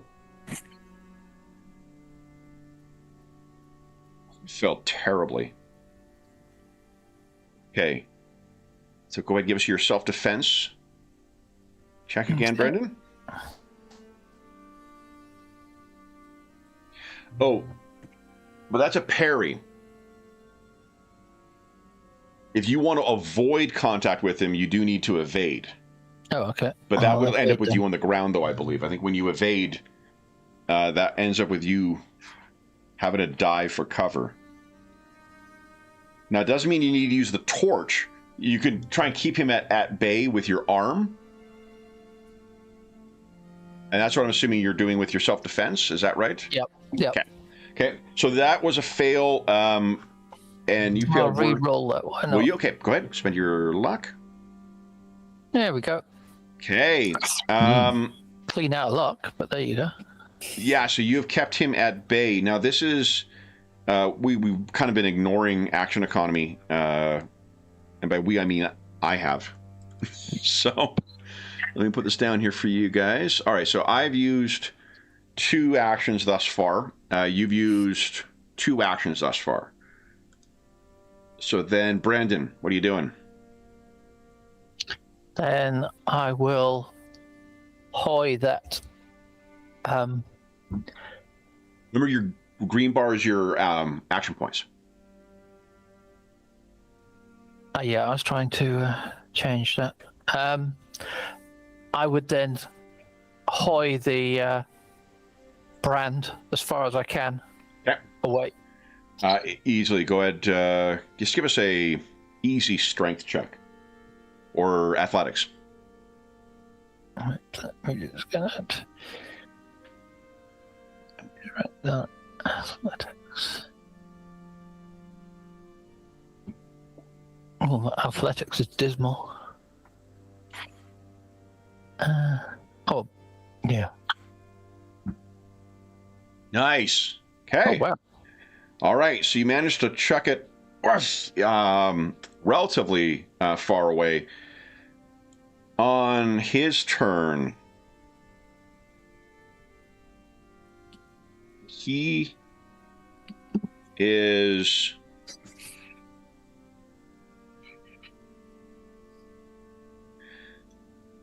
He's going to have to try and disengage. These guys are engaged right now.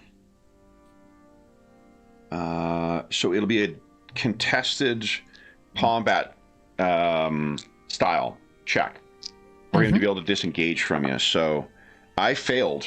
Go and give us your combat style, please. Success. Oh, nearly a crit. He is trying to get past you, and you're sort of able to like knock him and push him back. I guess you could also trigger a... Because I failed, you succeeded. You could trigger a special effect. Is there something you want to... Let's have a look. I guess I'll trip. Oh. Opponent? I've got to do a brawn, evade, or acrobatics roll against his original. My original roll was an 89, so... Okay, so let's give that a go. Let's do the evade. I guess brawn is probably what I should have had you roll. So you failed, but an equal amount to him. He didn't fail. You guys both failed. All right. Then, and you should have, that was one more action point you used. I've used mine. You have one left over. Brendan, what are you doing? If anything. I'll shout out. Okay. I mean, that's a free action for you. Yeah, I'll shout to everyone. And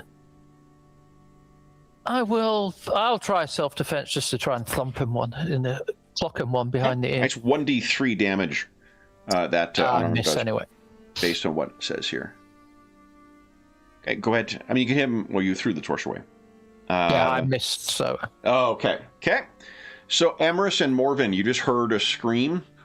Why don't you each give us... or not a scream, a shout from Brendan. Top of the round. Everyone gets their action points back. Would you each give us a initiative check, please?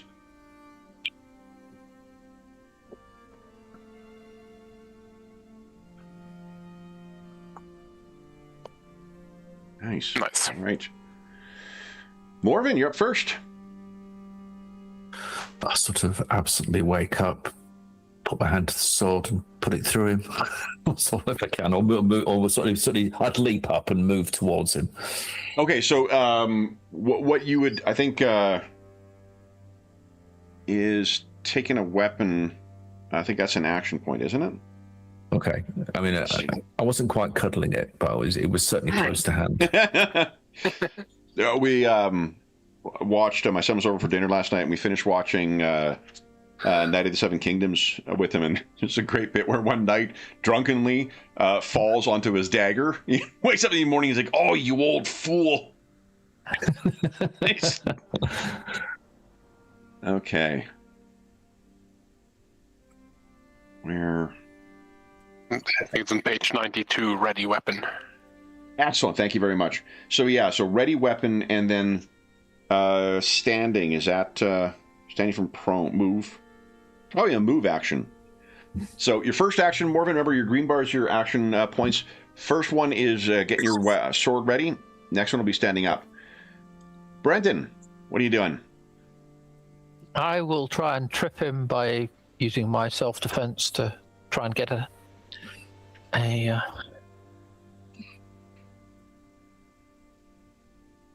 and hit him. Yep. Yeah. Yeah, completely missed. I did succeed though. Oh, you're out of luck. That means on his, I can actually use a special effect to disengage, I believe. It's outmaneuver.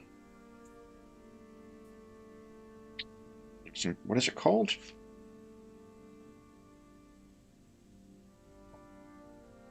There's a special effect that allows you to disengage. Do you remember what it's called? Let's see. Open range. Oh, open range. Okay. Yeah. No. Open range is the one where you're changing the range of combat. Gosh, where is it here? Outmaneuvering.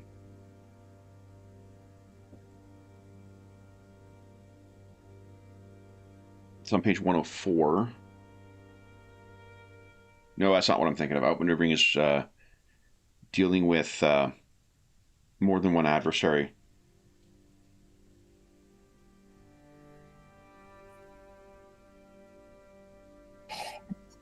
Overextend. Slip free, no. Rapid reload.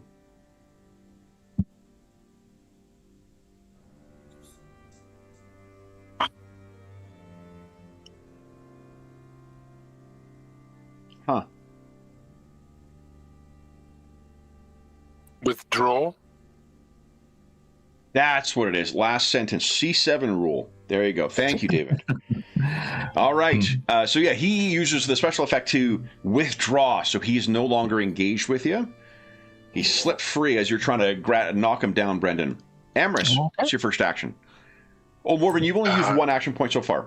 We do a cycle. It's you spend one. You grab your sword. Right. Similar to Morgan, I'll reach over to where my dagger is and get that ready. This guy is going to use his movement to try and run into the tent and throw himself on the fire. Or into the tent, into the thing. He's a bomb. Yeah, and I think I'm going to make him make a contested check with you, Brendan, to slip past you. So I imagine you're trying to account for that as well.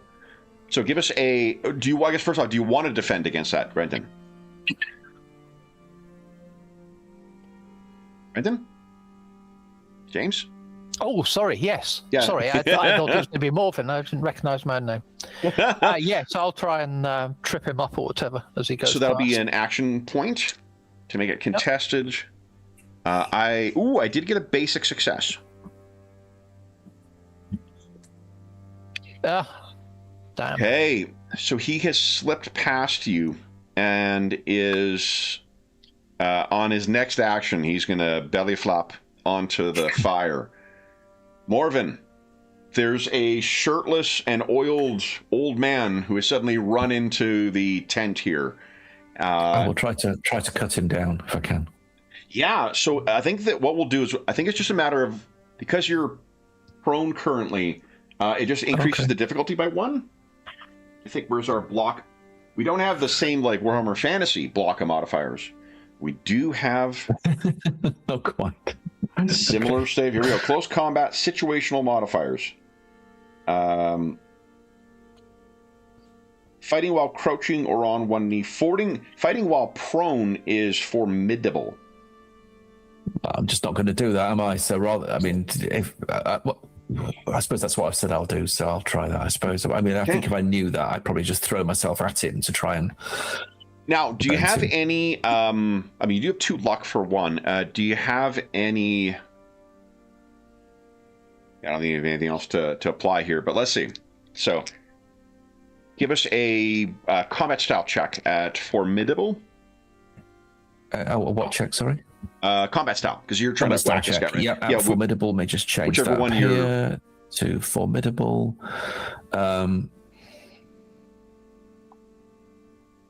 just seeing if I've got a passion or something that can. No, I don't think I have anything. If you were telling us before, you got something to your community, right? Yeah, I've got loyalty to community. Like, it's quite clear what this guy's trying to do. Yeah. Right. So if you want to apply, you've got something that's like not loyalty, but should we try that? If you try it, so how would I get that as an augment set? It is. You click on the plus symbol next to loyalty to community. Thank you. Just at the augmentation at the top, and then you do your skill check as normal. Okay. I think. Yeah, there it is. There it is. I think. Okay, it's all the good it's going to do me. Let's just make a roll. Here we go. I think I'm on. Yes. Look at that. Yes. Holy smoke! So, you have successfully. Trying to think how we're. It's not really an attack of opportunity. Is there a defensive special effect you want to trigger?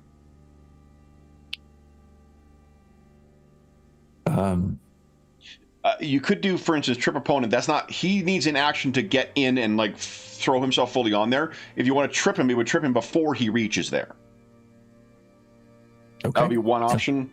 Yeah, do that. I was trying to sort of cut the leg from under him, so he just falls to the floor. There's this special one. There's a good one. Bring down crazy old man. Yeah, I'll do that one. I'll do that one. Special effects summary. A defensive one for.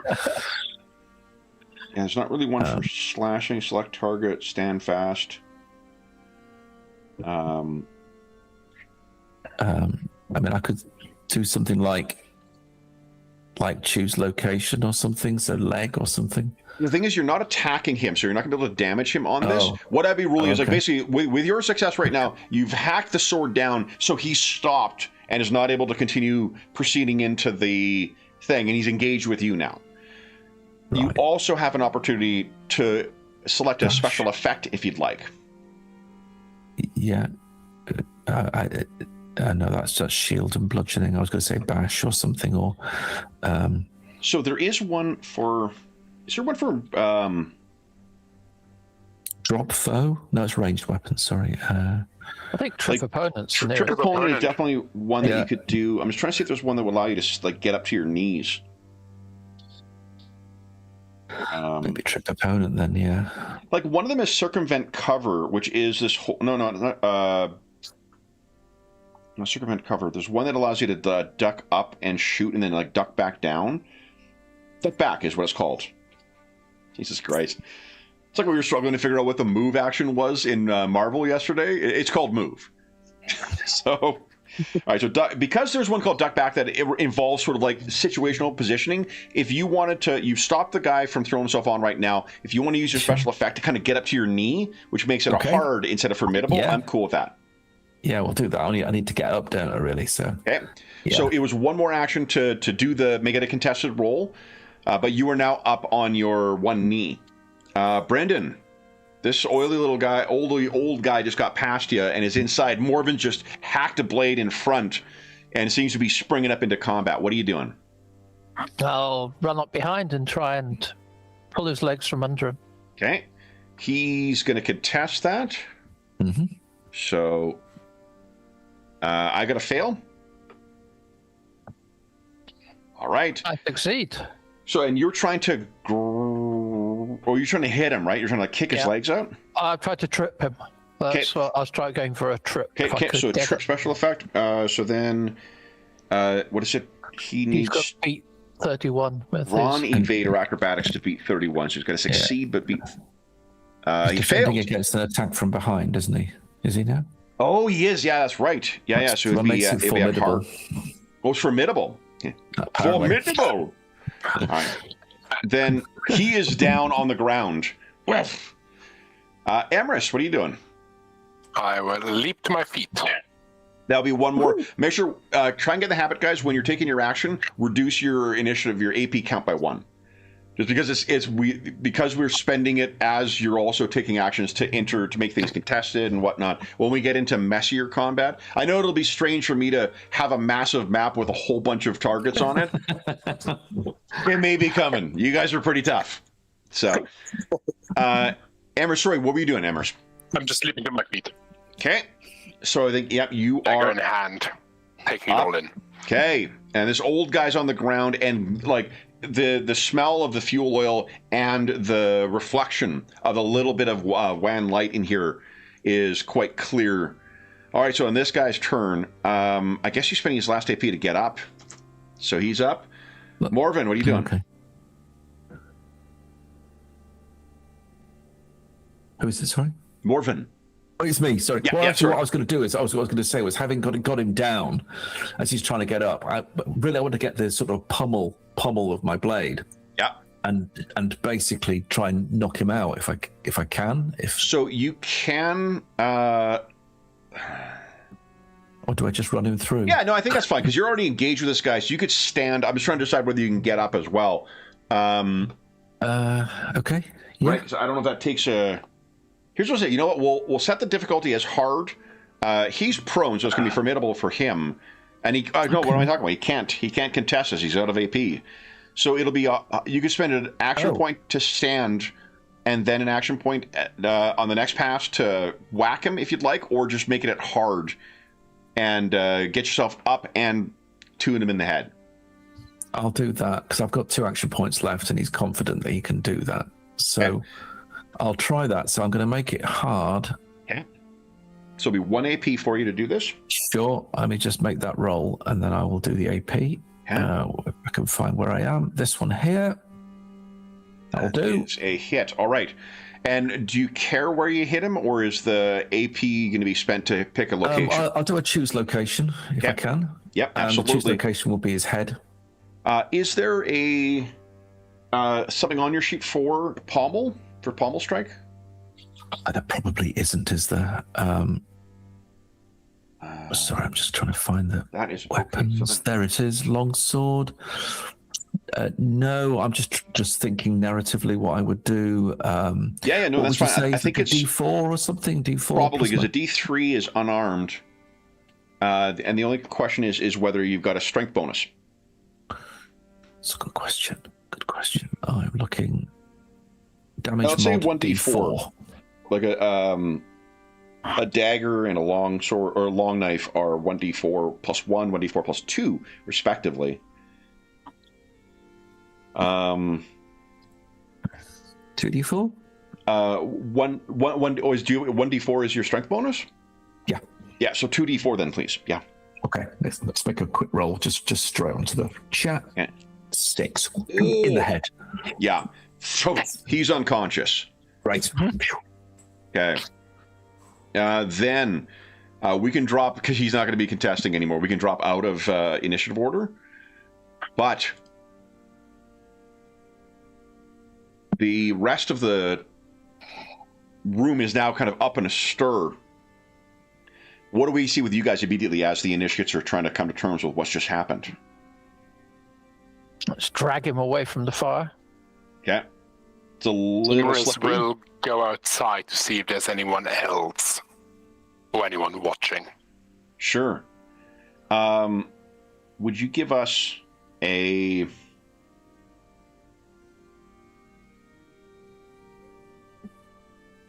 Would you give us a perception check, please, Emrys, at, I think at easy.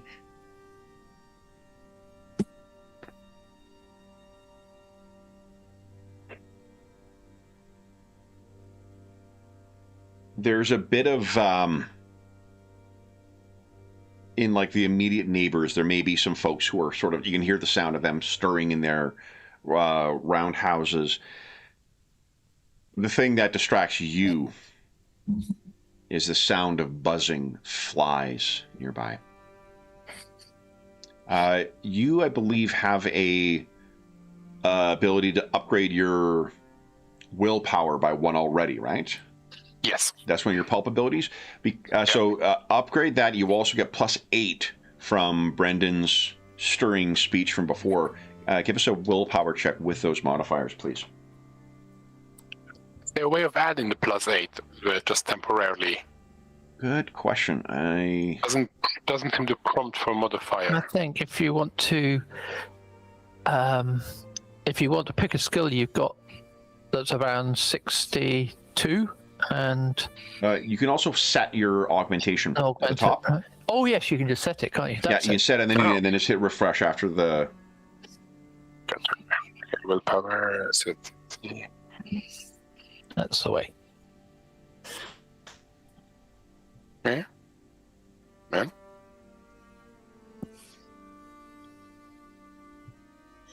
There we go. No problem. What do we see as others may have been troubled or in fear as a result of what you've just witnessed, but what is it that steals your resolve?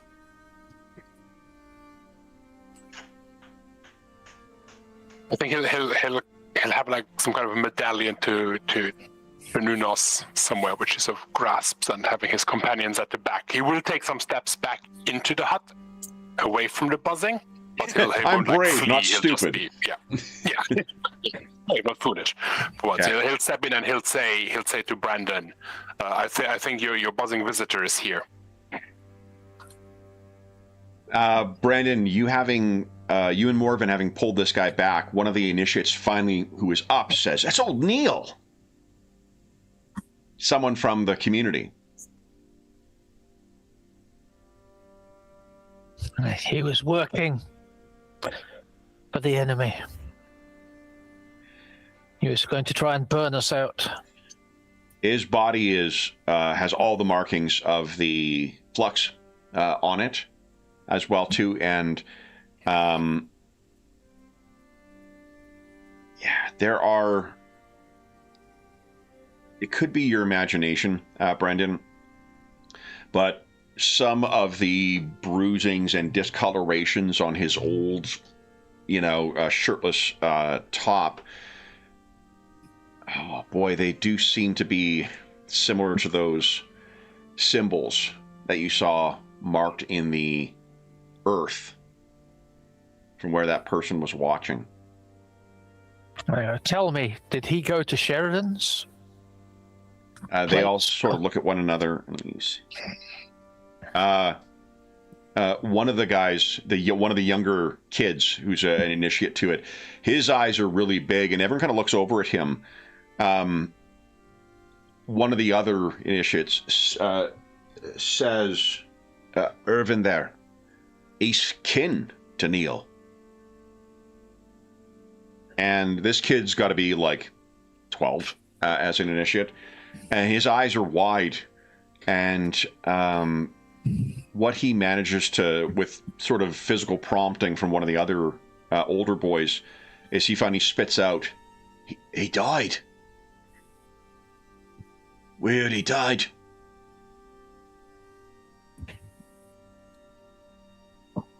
Ooh. I'll tie up this corpse. Okay. He has been ensorcelled by this Odin, I believe. You need not make a healing roll. They say he's not dead. Like, unless Morven intended to crush his skull with the pommel, which you definitely could have done. No, he's just unconscious. Yeah. So that was Brendan was being facetious of. Oh, sorry. Yeah, no, I just want to make sure that. Yeah. Yeah, like he does seem sick. Although, like, in contrast to how far the disease had progressed with Kerwin, this guy's nowhere near that. Yeah. He's sick and obviously hale and able to move around. He has signs of it as well. But, yeah. So Amherst moves back in, having stood outside. There's no indication of you having encountered the sound of that buzzing, Amherst. So if you wish to tell everyone, you can do that, but it's not obvious on your face. Yeah, I'll let Brandon know. I think your visitor, the buzzing sound, I heard it outside. He was trying another way to get in. Trying to burn us out. So in the morning, I think we need to take it to him.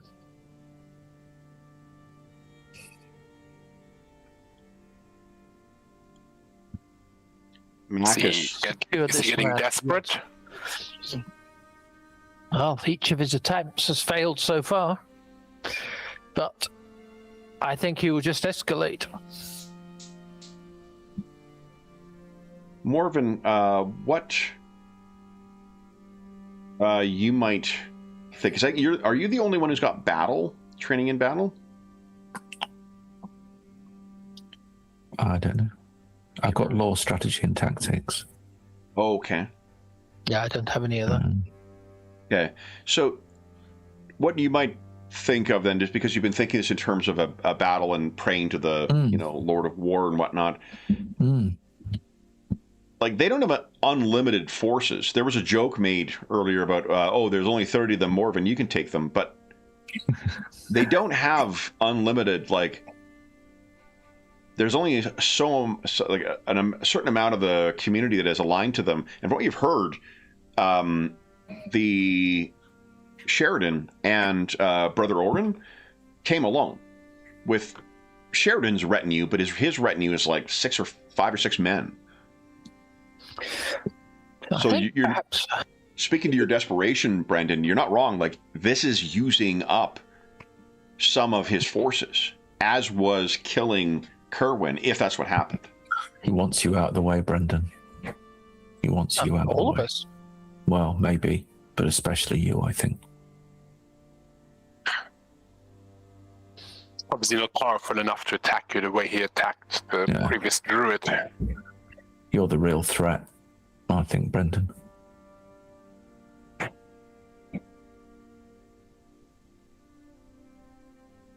I think myself and Macus, maybe. Mac is having... Is it time to call him out? Awakened. He'll kind of come over to you, Brendan. Sorry, Graham. Macus would say... shakes his head and he says, "It seems clear who his eyes fixed on now, Brendan. Thrice he's tried to, once in your sleep, once when you're awake, and now this here." It's time. It's time, Macus. Call him out. He came to you in the night. Do you respond in kind?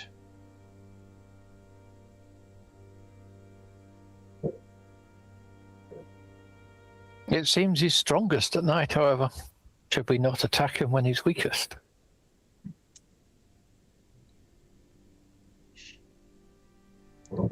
If you attack during day, though, how do you explain that?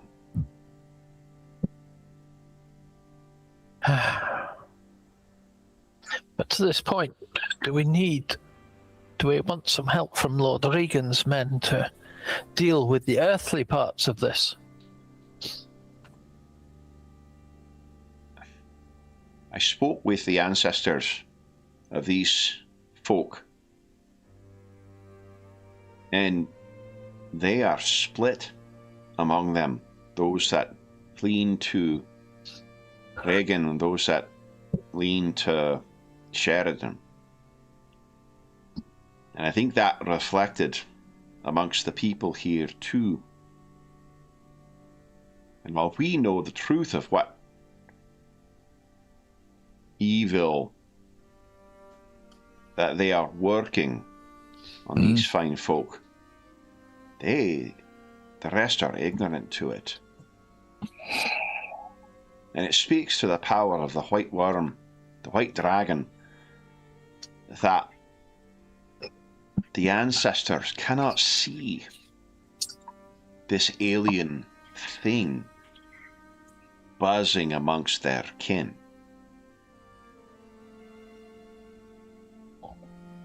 They are so consumed with this feud between the lines of the kings here, they kind of see the canker that moves among them.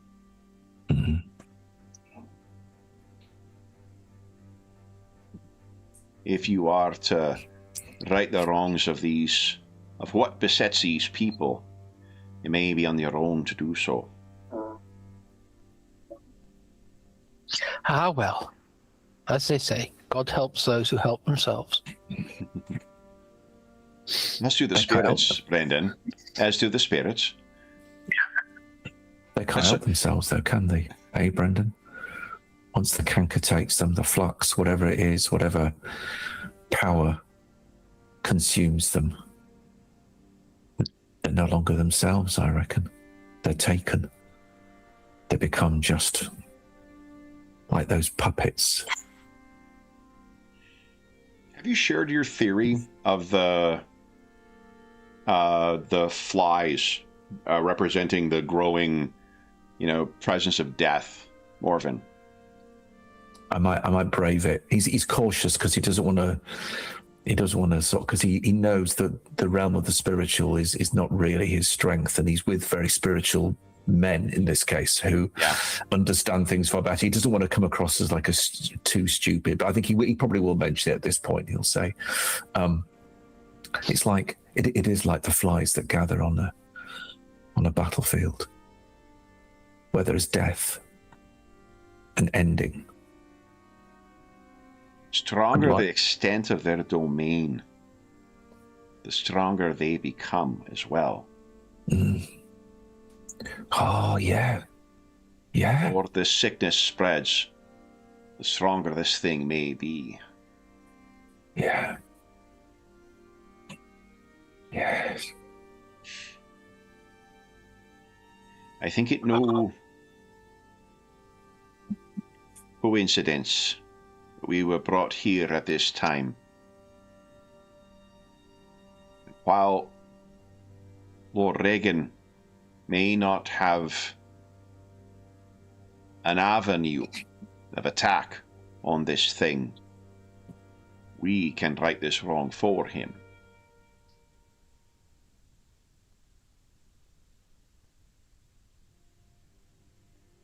What say you, Brendan? Do you see? Then we need to go do it. Yes, we need to go. Enough of this. Sooner or later, he's going to succeed in getting someone else hurt. As he did this poor old fool. You can see the other younger initiates are kind of consoling Irvin now.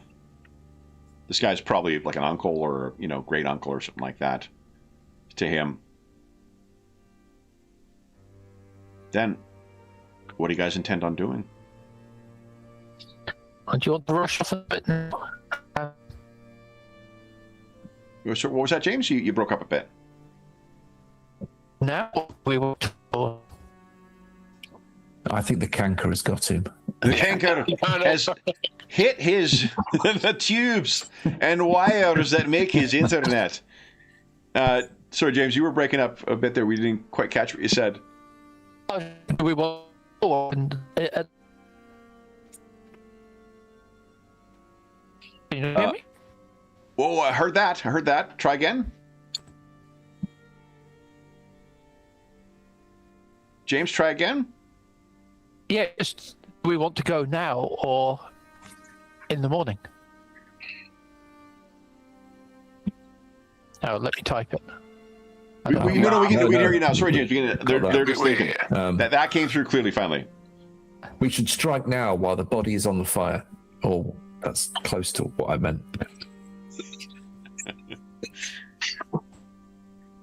And then maybe doing this sort of thing temporarily weakens him.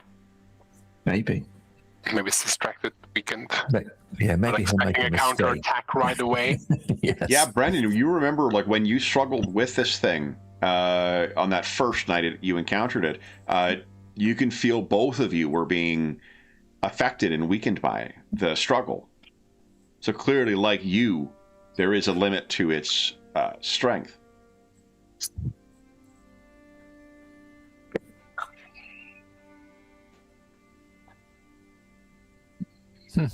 Then we should go in and strike now. Strike. Okay, then. If you guys are gearing up, we will leave that as our closing montage of you guys getting ready to set forth to raid a hospital. Wait, what? Kill them all. All right, then, guys, you get your usual 3 experience rolls on top of whatever fumbles you got and whatever you get from your high charisma. But that brings us to the end of Chapter 5 of our Wolves of Gwig adventure. As is always the case, for those listening at home, thank you so much for joining us. As is always the case, if you have any comments, questions, or concerns regarding the session, the campaign, or the game we're playing, please don't hesitate to leave a comment in the comment section down below, and I'll endeavor to reply in a timely fashion. There's also a link down below to the Dungeon Musings Discord server, where all of us are active, and we have channels there dedicated to most of the games we run on the channel, as well as things like Find a Group, GM discussion, virtual tabletop chat. There's a terrific, helpful, knowledgeable, and friendly community over there, and you're more than welcome to join us. I'm trying to think. I don't think we have one for Mythras or Runequest or anything like that, but maybe you need to think about that. There is also a link down below to our friends at Noble Knight Games. Noble Knight Games is the preeminent unionized retailer of hard-to-find and out-of-print RPGs in North America. Not only do they have an incredible selection of new role-playing games, board games, and card games, they have an unmatched selection of hard-to-find and out-of-print RPGs. Like, for instance, if they're trying to find stuff from, say, another Arthurian RPG that is hard to find or out of print. If they do not have something in stock that you're looking for, you can put it on a want list, and they'll send you an email when it comes in. And if you make a purchase of $10 or more through their website, be sure to enter the code. It's Spring26DM, I believe, is the current discount code. It's listed down below, all in caps, all one word. That'll save you 10% on any purchase of $10 or more through their website, and that'll be good through May 1, 2026. And if you're listening to this after that time, just come back to one of our more recent videos. We'll have the current discount code listed down below. The last thing I will say is a huge thank you to our stalwart Britons. So David, James, and Graham, thank you so much for playing today, guys. Wow, big advances today. Wow. Look at that, plus 5%, plus 5%. Good Lord. Plus 5, plus 4. Nicely done, guys. Make sure remember, you got to reset your difficulty thing before you do your advancement rolls. Because if you haven't, it will make those rolls with whatever you set the difficulty as. So, Oh, really? yeah. Okay. Oh, never mind. Which is okay. No. I think most of those will end up, like, it won't... Oh, you know what? But remember, it also, if there are, you add your intelligence, I think, to the roll. So if some of those rolls are over 100, that's the reason why. Because your advancement roll, you get to add your, I think it's your int score to it. Yeah. Okay. Yeah. So anyway, but for those listening at home, thank you again for joining us. We'll be back in 2 weeks' time for the raid on the hospital. But until then, we hope that we gave you a few hours to take your mind off the troubles of our world and think about the troubles that are besetting the splintered community of Treveru. And until we see you again, stay safe, stay healthy, and happy gaming.